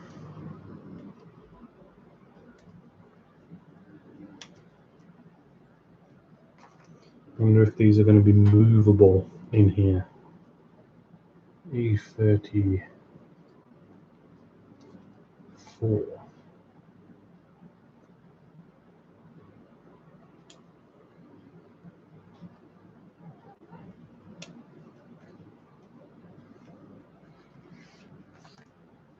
And 35.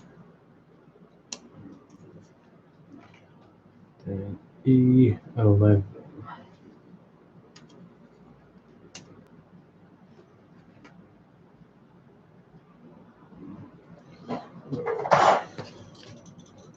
Get these trimmed up.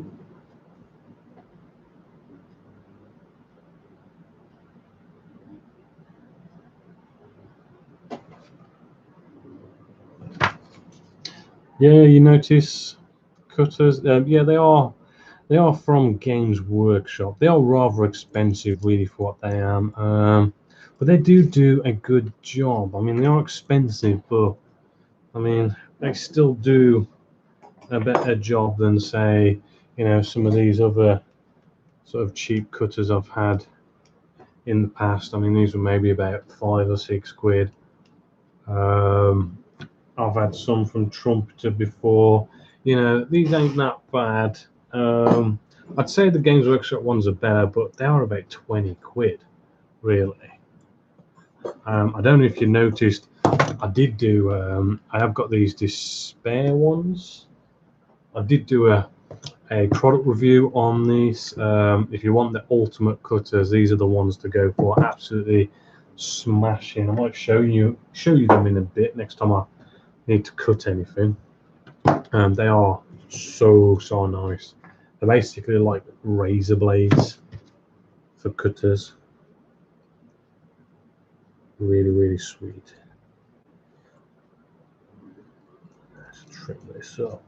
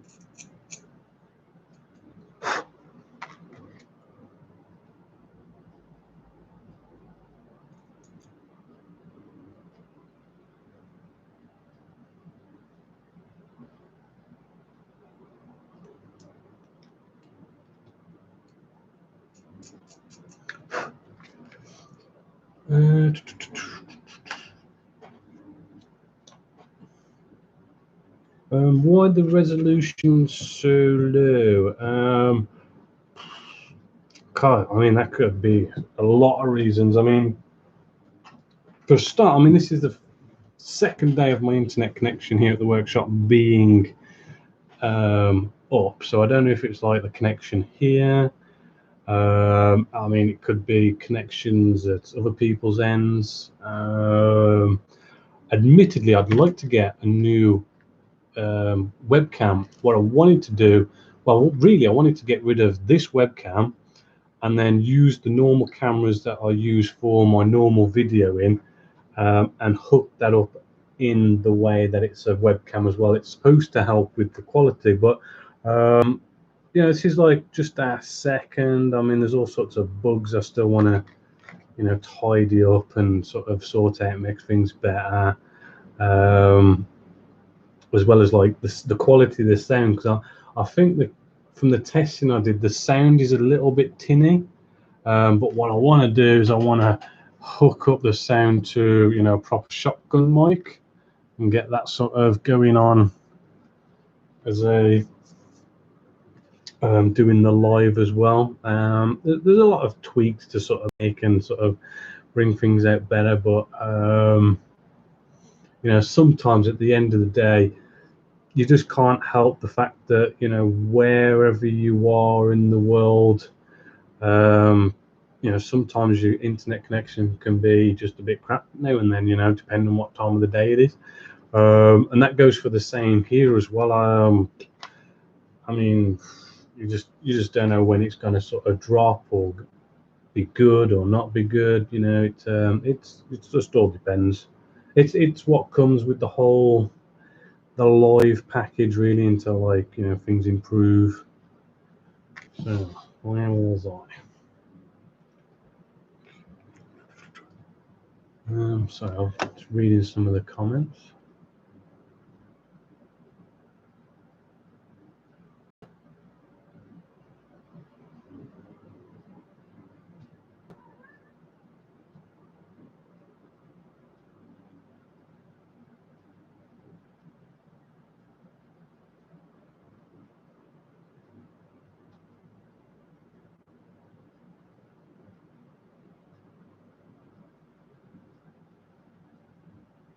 Marcos got a suggestion of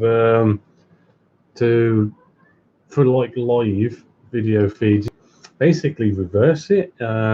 He's suggesting he does the building and I sort of drop in and, you know, assist and help and supervise, that kind of stuff. I mean, yeah, I'm more than happy to give that a go. That was why I tried to do the Hangout today, really, because in the Hangout version, you can send, I do believe you can send invites to people. They can set up their webcams, and basically you can have like a load of people all with their webcams all hooked up together, and it's just like you can all have a big hangout, a big discussions, and you can watch what each other's doing, and it's all about offering advice and supervising and you know, all that kind of stuff. So that's what I tried to get up today, but I didn't manage to you know, get it working right. So you know, again, it's like some of these bugs and stuff I've got to learn and work out. So hopefully that will be up next week if you want to get your webcam ready for that.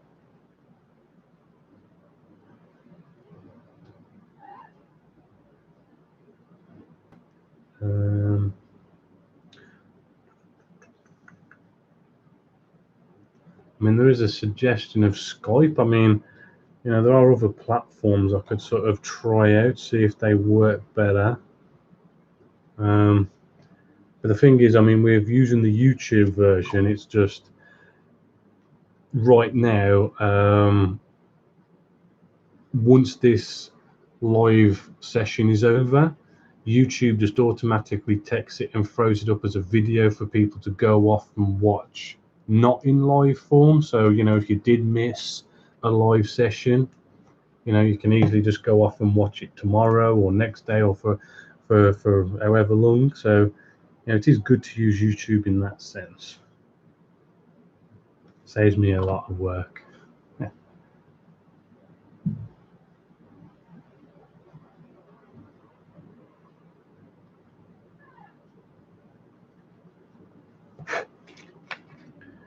Right, this MG's looking not too bad. I think I've got to bring it together.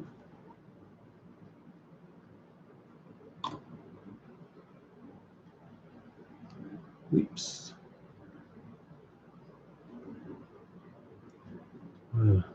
The other reason I want to get my normal camera to work as a webcam is so I could zoom you guys in when I'm doing these little things as well, which would be nice, because we normally got detail bits to do. And then this goes on the back.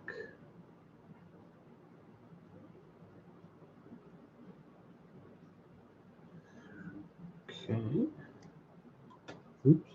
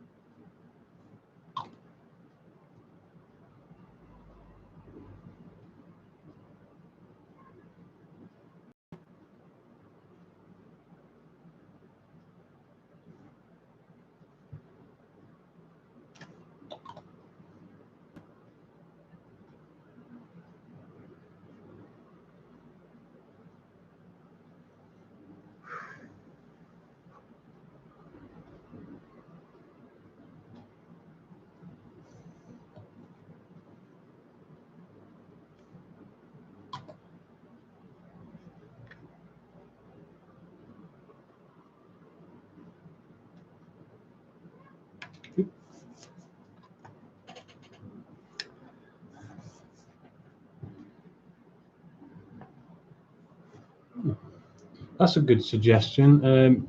I haven't actually tried using my DSLR camera actually. It's actually at home, so I'll bring that in next time to try that out, because that would be cool. Because I think with this camera, if I kind of move really fast, you guys see it go all kind of weird and sort of very sort of square.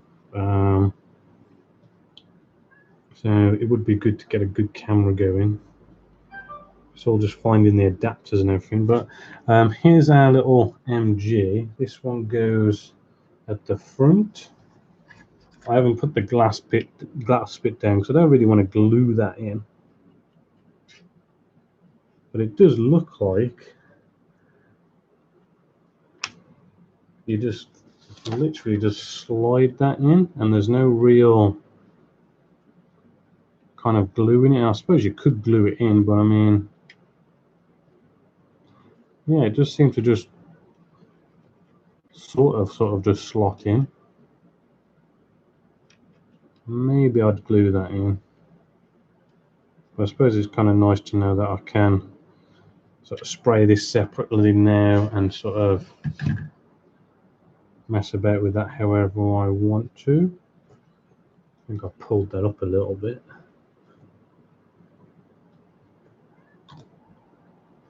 Glue that back down.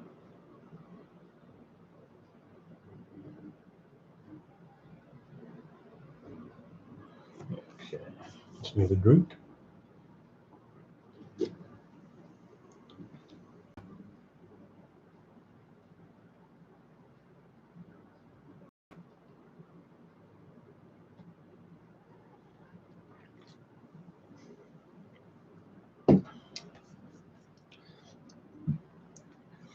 Yeah, Brian, I totally agree with your comment. I mean, Airfix have gone from strength to strength.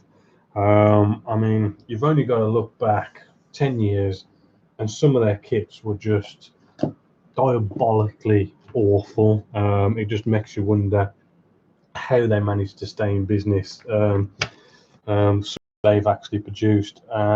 They've always seemed to have had that problem with the canopies just being cobweb defect and looking all sort of warped and everything.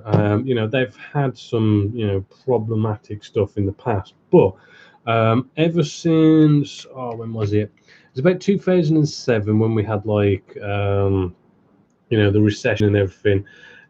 I do believe it was Humbrol who brought them out, and it was almost like they give them a big kick up the arse, because ever since then, you know, it's just they're constantly bringing out new tools, and each one's just getting better and better. They're addressing their problems and getting them sorted, and fit issues. You know, it's all just coming together, and you know, it is right. I mean, it just seems like for every new build they bring out, it's just constantly getting better and improving, which is why I like Airfix, as well as you know, I mean, they go off and they tackle those good old-fashioned builds, you know, that you don't normally get people going off and doing new tools. I mean, you've got the English Lightning, that was an absolutely cracker of a kit. You know, we got the Vickers, what was it, the Victors, the big bombers. I just did a inbox review of that today. All sorts of like old Cold War British stuff. So you know, that is rather nice to see them do that. And now I'll show you these things. These things are absolutely gorgeous. Come in a nice little leather pouch and everything. They are like probably like the most expensive you can go out and buy, but they are like the best you can go out and buy. But what's so lovely is just, you know, it's one of these things. I mean, I can show you, but until you actually get one and just actually cut something off, you actually go, oh, it's just so nice to cut them off. It just slices like a knife through butter, and it just leaves a really just nice, perfect cut. It doesn't sort of tear into your piece or damage your piece at all. It just slices through absolutely lovely. The only thing is, they're just so nice, I don't want to use them.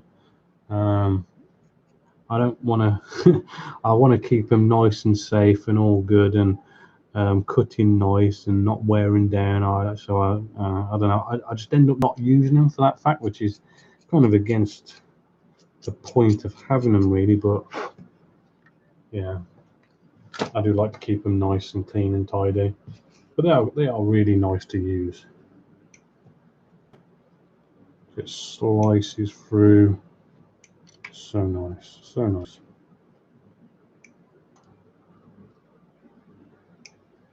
I mean, really, what they are so good for is canopies, because canopies, I mean, the plastic seems to be, I mean, this plastic I'm cutting into now is kind of quite soft, and it just slices through rather nicely.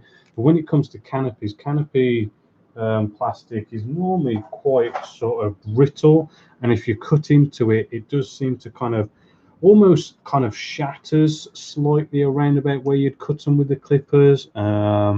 So if you've ever got close to a bit of a canopy and using clippers, you've got to be careful it doesn't sort of have that little shatter thing effect where you cut it and go onto the clear part. But these, they just slice it. Beautiful, nice and easy. So just put these away because I don't want to ruin them.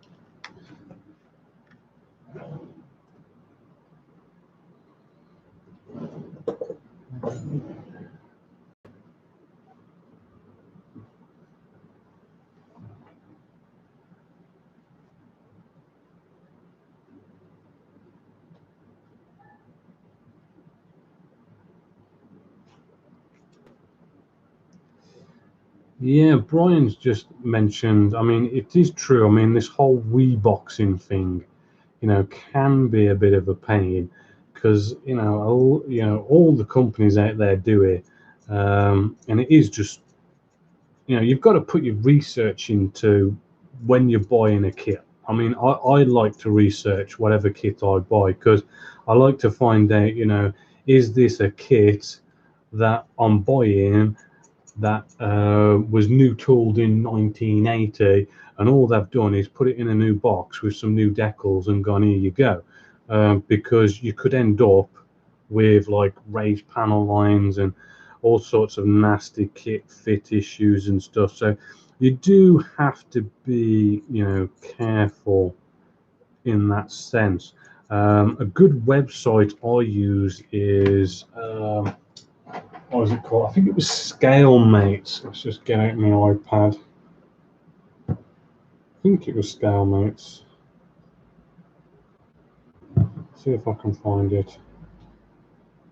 It's a website I always go to, and you just can literally type in any kit, and it will tell you the history of the kit.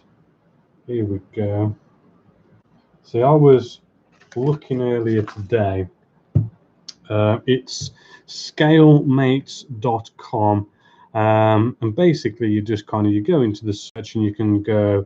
I mean, today I was searching for the Victor B Mark II, and if I click on that, it shows you a picture of it, manufacturer and all the information, as well as I do believe the product number just there as well. But then if we scroll down, it will say when was it released. Trying to get you to see this, but yeah, it does. It tells you nicely that this was first released in 2016, and then it goes down to show you the different releases. So for this particular kit, it was new tooled. If we zoom in, say, it was new tooled 2016, but then they did go off and do a rebox in 2018, which basically was a new box with new decals. So the history of the kits, and literally every kit is listed in here. So definitely recommend scalemates.com, and you can sort of get around that problem of, oh, someone's released a new kit, but is it a new kit? So, and there you go.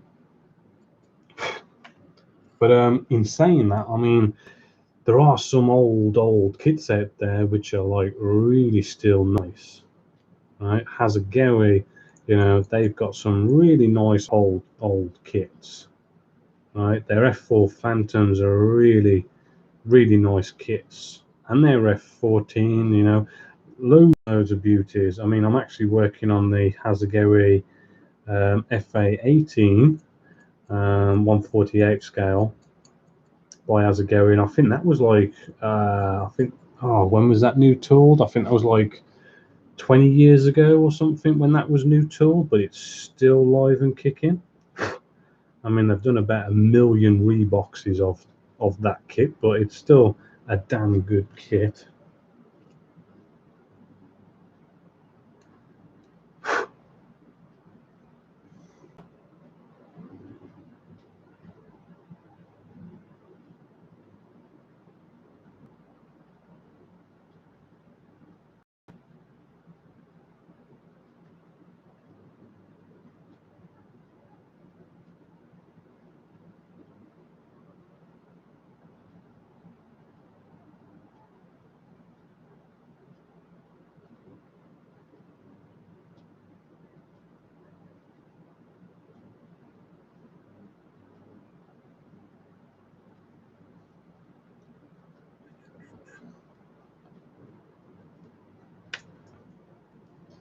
Yeah, Brian mentions Hasegawa's reboxing, it is quite horrendous, really. They do take these old kits and they rebox them so many times over and over and again, and it is just the same kit, and all they've done is whack some new decals in there. But the price of them is ridiculous. I don't know actually if that has got something to do with getting them imported over or something, but the cost of Hasegawa over everyone else is quite horrendous, considering it is an old kit being reboxed over and over and over again. But then again, Edard, they're quite notable for doing a lot of reboxing.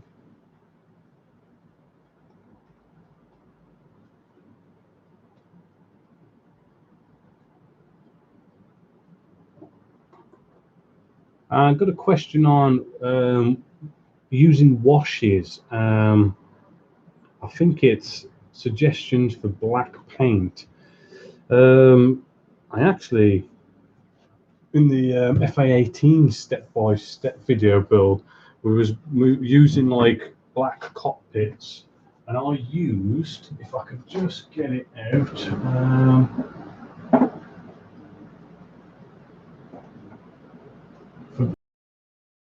I like to use, I mean, we all know that when we use, when we wash stuff down or do panelings, you know, it's normally like a dark brown or a black, and it sorts that out. But when you use it on a black surface, it's basically, you just do the opposite. I mean, I've got here some filters which are basically just grays, light grays, and medium grays, even sort of, you know, medium to dark grey.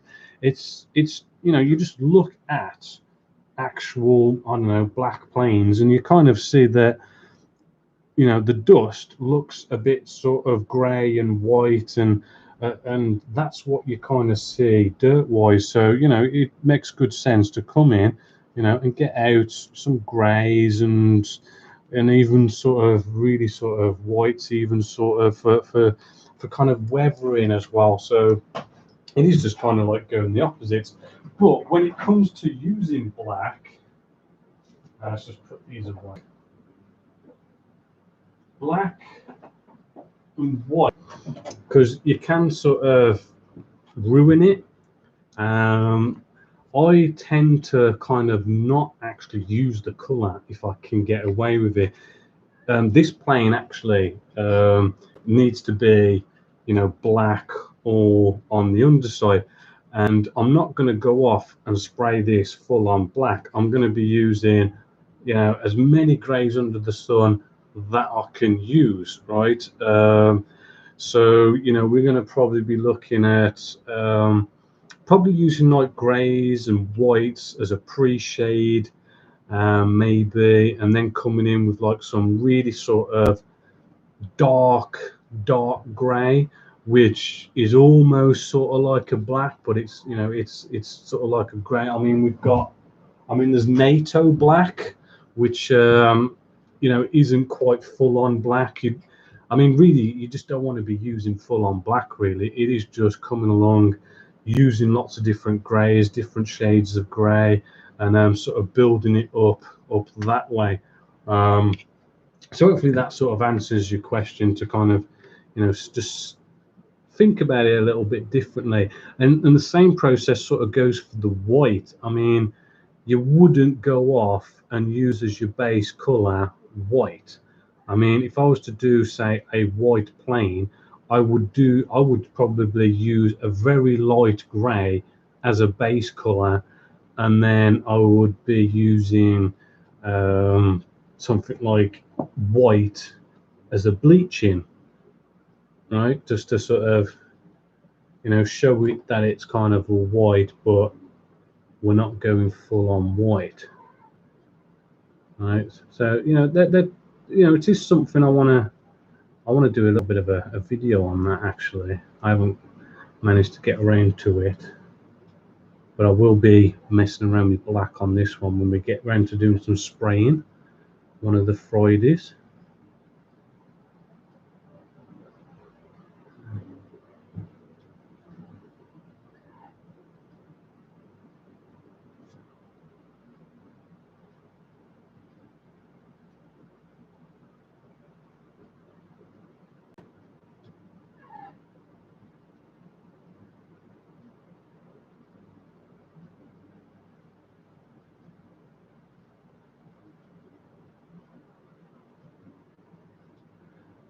SMS Customs is asking about the Neo airbrush as a starter, or the budget Harder and Sternbeck.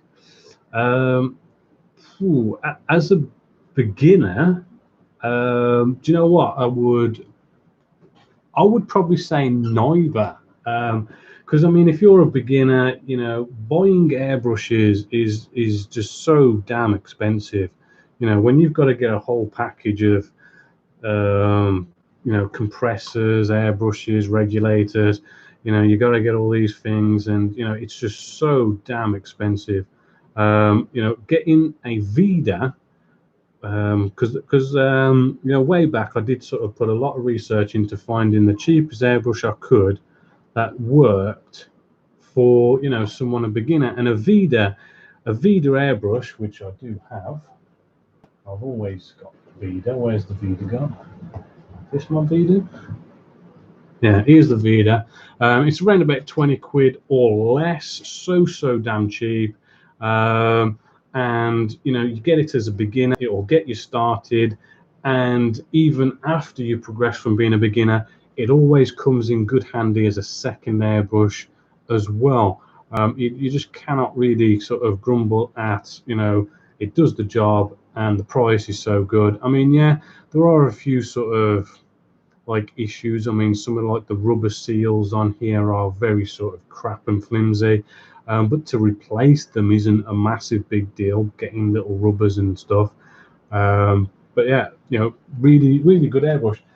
In saying that, there's nothing wrong with the Neo or the Harder and Sternbeck. I mean, if I was to choose between the Neo or the Harder and Sternbeck, I would probably choose the Harder and Sternbeck, because I really do like Harder and Sternbeck's airbrushes. You know, I've got the Evolution, the Infinity. I just like how their nozzles, they're really sort of big. We just maybe pop this one off. The nozzles are just so nice and big. Mine's dried up, as you can see, because of this weather. Here we go. So your nozzles are just so nice and big. Right, you can clean them so much more easier. You compare that to, you know, like the Neos, and the Neos, they're just, oh, they're like 3 times as small, really tiny, fiddly to mess about with. Whereas Harder and Sternbeck, you know, they're big and you can clean them a bit easier. You're less likely to break them because you don't have to like screw them on as well, because you've got that bolt thing you're going to need to, the spanner that you get with it. So you know, it's, I just think that Harder and Sternbeck are generally better. Yeah, but another thing is as well, while I'm on the subject, I mean, if you're ever going to buy a compressor for the first time, the big tip is always just make sure it's got a tank. You know, it can be pretty much anything else, but if it hasn't got a tank, just don't bother buying it. Right, you really want a tank every time. Yeah, the tank is going to hold the air. It's going to stop your compressor from being on as long and overheating, and just keeps your compressor going and nice and healthy. Right. This is the real one coming together.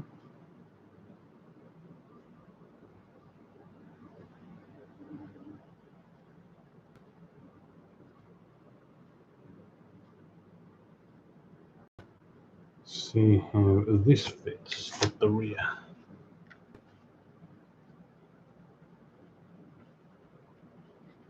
Yeah, not too bad.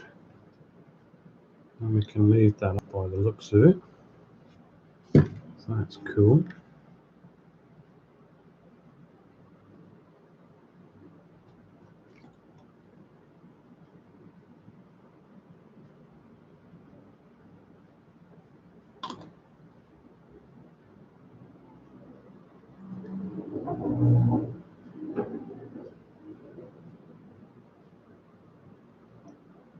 Okay, put that there to dry. Alright. Hold on, you're a bit wonky, I think.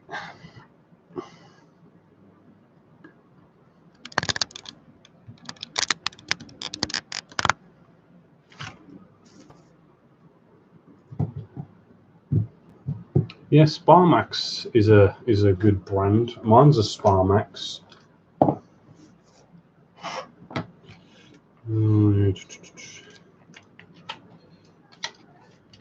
Moving along. So this is one of the cool things with this kit. You do have the option of here we can put you got a glass part or just a normal blanking panel, so you can sort of, you know, open this up even standard as the kit to sort of show off in the internal detail. But I don't really want to show off the internal detail. Well, then again, actually, maybe let's just see what some reference photos show. Which one am I doing? I'm doing, I think I was doing number 75 squadron.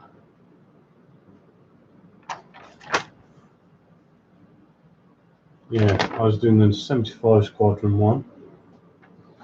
So let's have a butcher for that.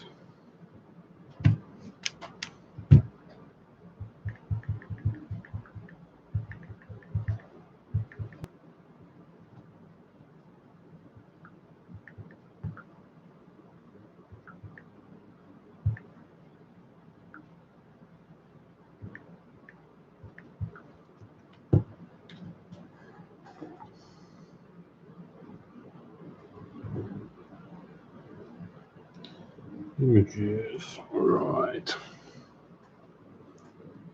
See what we got.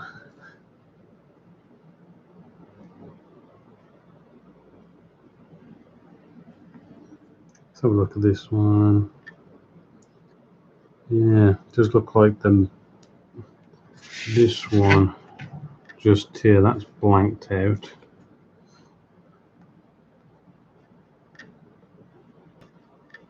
It's blanked out on here as well. Oh no, that's not even, that's a Lancaster. Not even the right plane.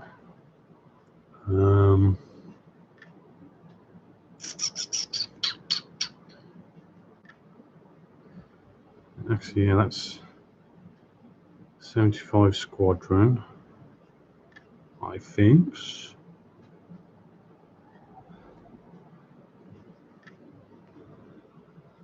Just finding the research and then getting it to the level you wanted, because I mean sometimes you can sort of go too far with research and it ruins it, but I mean it all depends what enjoyment you get out of it.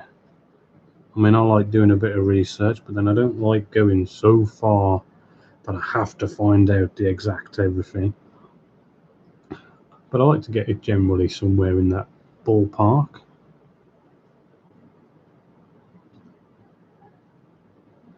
Okay, I'm going to blank it out. Why not? So, what piece do I need to blank? E42. There we go. Hopefully this is going to fit nicely without any issues.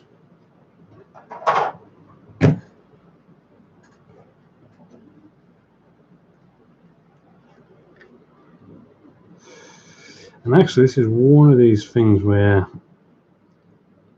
you can quite easily forget to paint the inside, because I mean we could now stick this on here, glue it into place, and then it's quite possible that we could end up looking down here and see bare plastic. So, you know, try to remember not to forget that.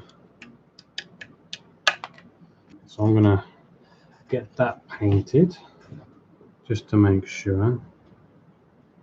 So, do I get the airbrush out or do I just whack some brush paint? I think I'll just whack some brush paint on there, because I don't think you can see it that well, but you know, just in case.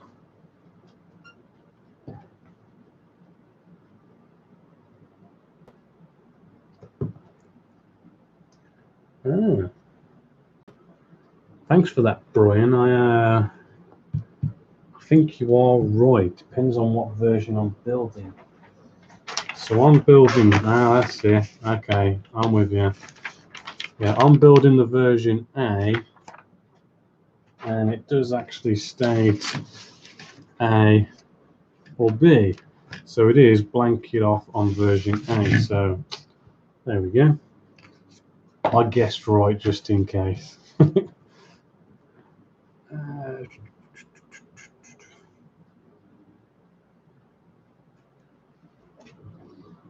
Thanks for your input, Alex. I'll catch you next time. We're hoping to sort of do these live sort of sessions every Friday. I know today was between 4 and 8, but I think we're sort of going to be going for 6 and 10 next time, because I know a lot of you are saying 8 o'clock's a good time. So you know, that's what we're looking at doing. And you know, I'm always just going to be building something, building along. This is the Pacific build at the moment for our live sessions. Let's get out. I like to use a flathead paintbrush. Where's my flat? There it is. I got it. Alright, so a little bit of water. I know I probably shouldn't, but I do kind of mix my water and paint on the lid. But I mean, a palette would be better. But I've got my habits. And then cocktail stick with a bit of blue tack. Always a good one. I'm just going to quickly paint this because I don't think you can see it that well, but I'm just, you know, playing it safe. Just in case you can see in there. There's the first coat painted on there. And then we'll put that to dry. I'm using the Citadel metallic paints. I do like, when it comes to brushing and metallics, you know, Citadel are rather good with their metallics. Well, most of them. I know some of them can be a bit of a pain.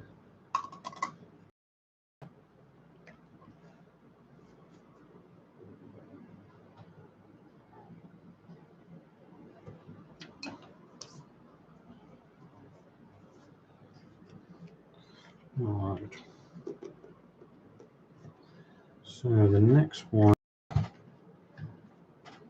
is this. Okay, these are being blanked out.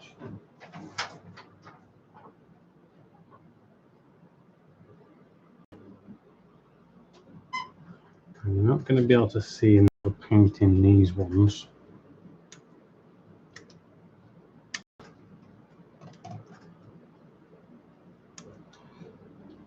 All right, for all of those who have sort of maybe just entered or have just come around into this live stream, just to kind of, you know, get you up to date, what's going on. Basically, we started doing some live sessions. In this live session, you know, the build we are doing is the brand new tools, Airfix for 1/72nd scale, Vickers Wellington Mark 1 A/C. Absolutely stunning brand new kit. I have done a quick inbox review of it, which I am in the middle of editing it, and it should be up next week if you want to see it. It is a cracker. I do believe it's around about, oh, I think it was about £21 RRP. I'm liking it. It's a very, very nice kit. And these live sessions, you know, I'm hoping to sort of be doing them every Friday, and around about 6 o'clock till 10 o'clock, just, you know, building and having you guys, you know, go into the chat and ask whatever questions you want to ask.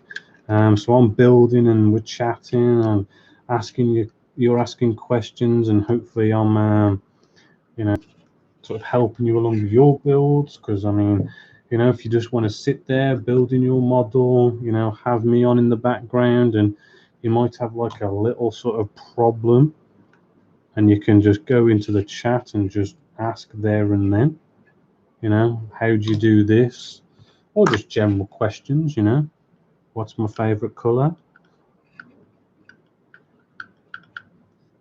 I don't know. What's my favourite band?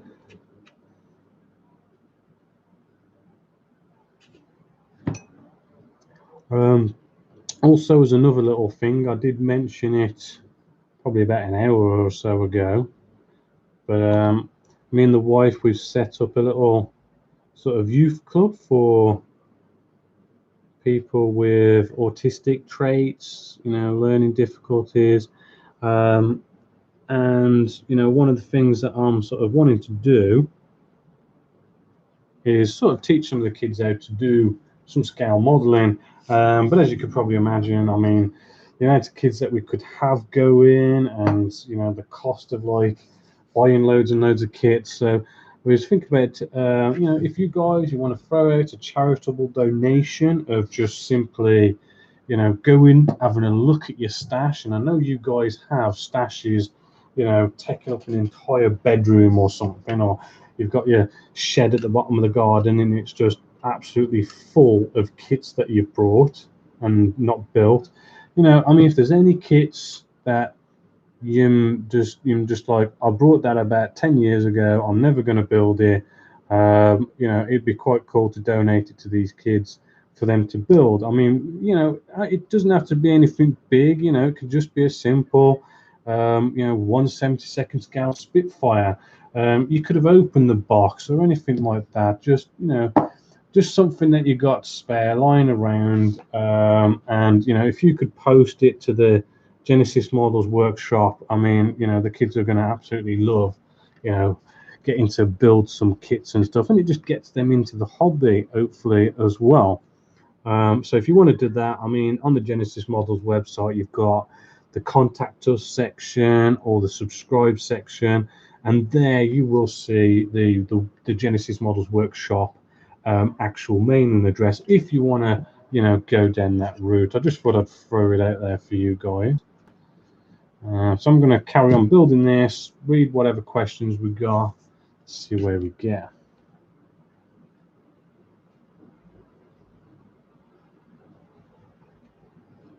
Got another question from SMS Customs, right, asking about Vallejo Model Air. Is it really true they still need to be finned? Yes and no. I personally like to just pick them up, pour it into the colour cup, right, and go off, just spray away on little things. So, sorry about the camera. For instance, these guns, I mean, I wouldn't I wouldn't be too fussed about just pouring in some black and maybe just spraying up these little guns, because it's just a little bit of an amount. It's not that bad. But if I was to like spray the whole aircraft, I do find they're not thin enough to do a whole aircraft, because it will slowly start to dry up over time on your airbrush kind of quite quickly. So doing a whole aircraft, you will find it will dry up on the end of the needle and you'll start getting blockages. So doing a big aircraft, I'd still thin it down. Doing little bits, I'll just whack it straight in neat. That's me personally. I even still thin it down 50/50 as well, strangely enough. Although you could probably get away with maybe doing like 40% thinners to paint. You just get the experience, and you get the feel for it and the flow for it and how you like to spray. Some people like to do lots and lots of really, really thin coats. Some people like to just maybe do 2 or 3 coats, so they don't go too thin with their paint. I mean, it is like an experience thing as well. These are just slightly poking out a bit, and I don't want them to poke out a bit. They're not the best of fits, as you can see. I mean, we're gonna have some filler jobs going on here, which is a bit annoying. I might be able to get away with just, I don't know whether I should like so this is the problem with this one. It's sort of, I mean, I could go off, use the Vallejo plastic putty. You're going to see the outline, but I think in reference photos, you don't see any sort of outline. But then if I was to like fill it, sand it, you've then got this like ripple effect ribs going on here, so you're going to end up sanding that away. So that's probably going to be a problem area. I'm going to have to look at that a little bit more sort of later on, maybe off camera, but that's a possible problem area. Probably get back to you next Friday on that. Moving along. We've got some clear parts. I'm going to leave them till last. What else have I left? Left these, that.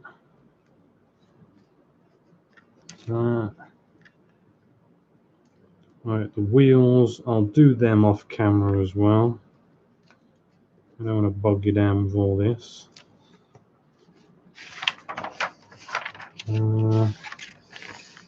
Okay, well then we've got these little bits. So we don't want to mess around with these because these are definitely things that are like little TDS bits, which will be saved till last, sprayed separately. Basically all of this here. Right, the propellers. Do you know what these are as well?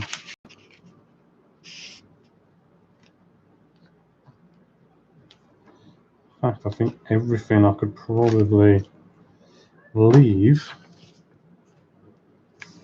till last. So, you know, I'm going to take a quick 5-minute break, a quick pee break. So if you want to go, you know, make yourself a cup of tea, you know, have a pee break yourself, go ahead. I'll be back in 5 or 2. Yeah.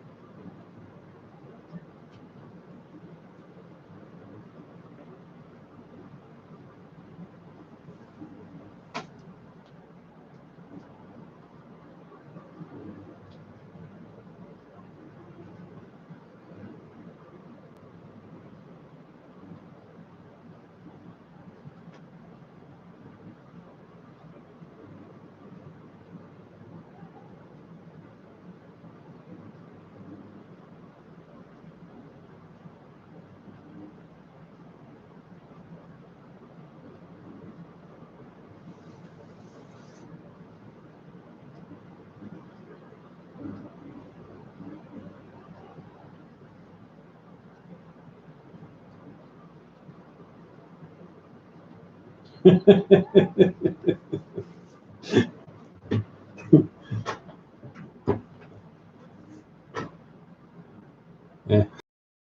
from the Mr. Bean. It's a good thing the camera's actually got the mic built in, so I didn't take it with me. Oh yeah, that would have been quite funny. Anyway, I think now if I just bring you face on, because we're sort of done with the thing now. I mean, looking through the instructions, there's just lots of, all the little pieces that you kind of just trim up and you just leave off to be ready to be sprayed, and at the end you sort of glue them all together.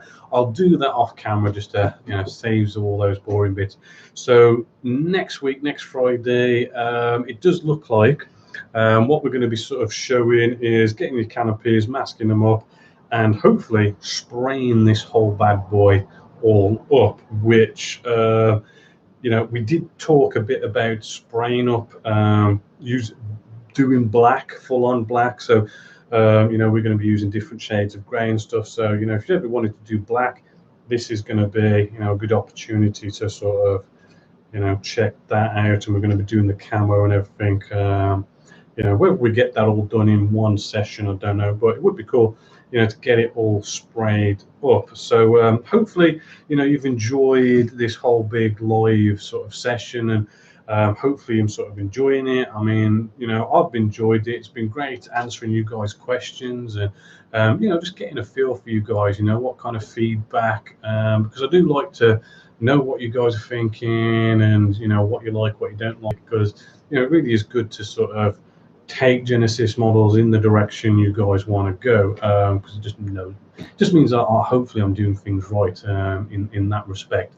Hopefully you're enjoying the build I'm doing, and hopefully as well by next week I'd have looked into all the technical things going on. I mean, like the hangout side of things and stuff, because and the cameras as well, and microphones and stuff. I mean, I'm hoping to sort of get a proper camera sorted out to act as a webcam, getting the proper mic on there, getting the hangout side of things done as well, so that you guys can get your webcams out, show us what you're working on, as well as get your mics going, and we can all sort of be chatting together and working together, and maybe I can guide and talk you guys through your build. So hopefully that'll be set up by next week. Fingers crossed. I mean, there's potentially a bunch of testing, and I've got to try and get the whole proper camera to work as a webcam. I know you can, but I just don't know how to do it yet. But yeah, hopefully I've had all that figured out. So yeah, it's going to be next Friday, and it's going to start at 6 o'clock this time, and potentially go on to maybe about 10 o'clock. I mean, today it's been about 3 hours, so I'm kind of done, a bit tired now. So it's no more than 4 hours at least, right? So yeah, hopefully I'll see you guys next week. So until next time, my name is Bob Waldron, this is Genessis Models, and I'll catch you next time. And now this is where I've said bye, but I've got to actually turn this off first. So this is the difference between live and editing, but here we go, there we go, see you later. Oh no, not yet. So hold on, now it's see you later.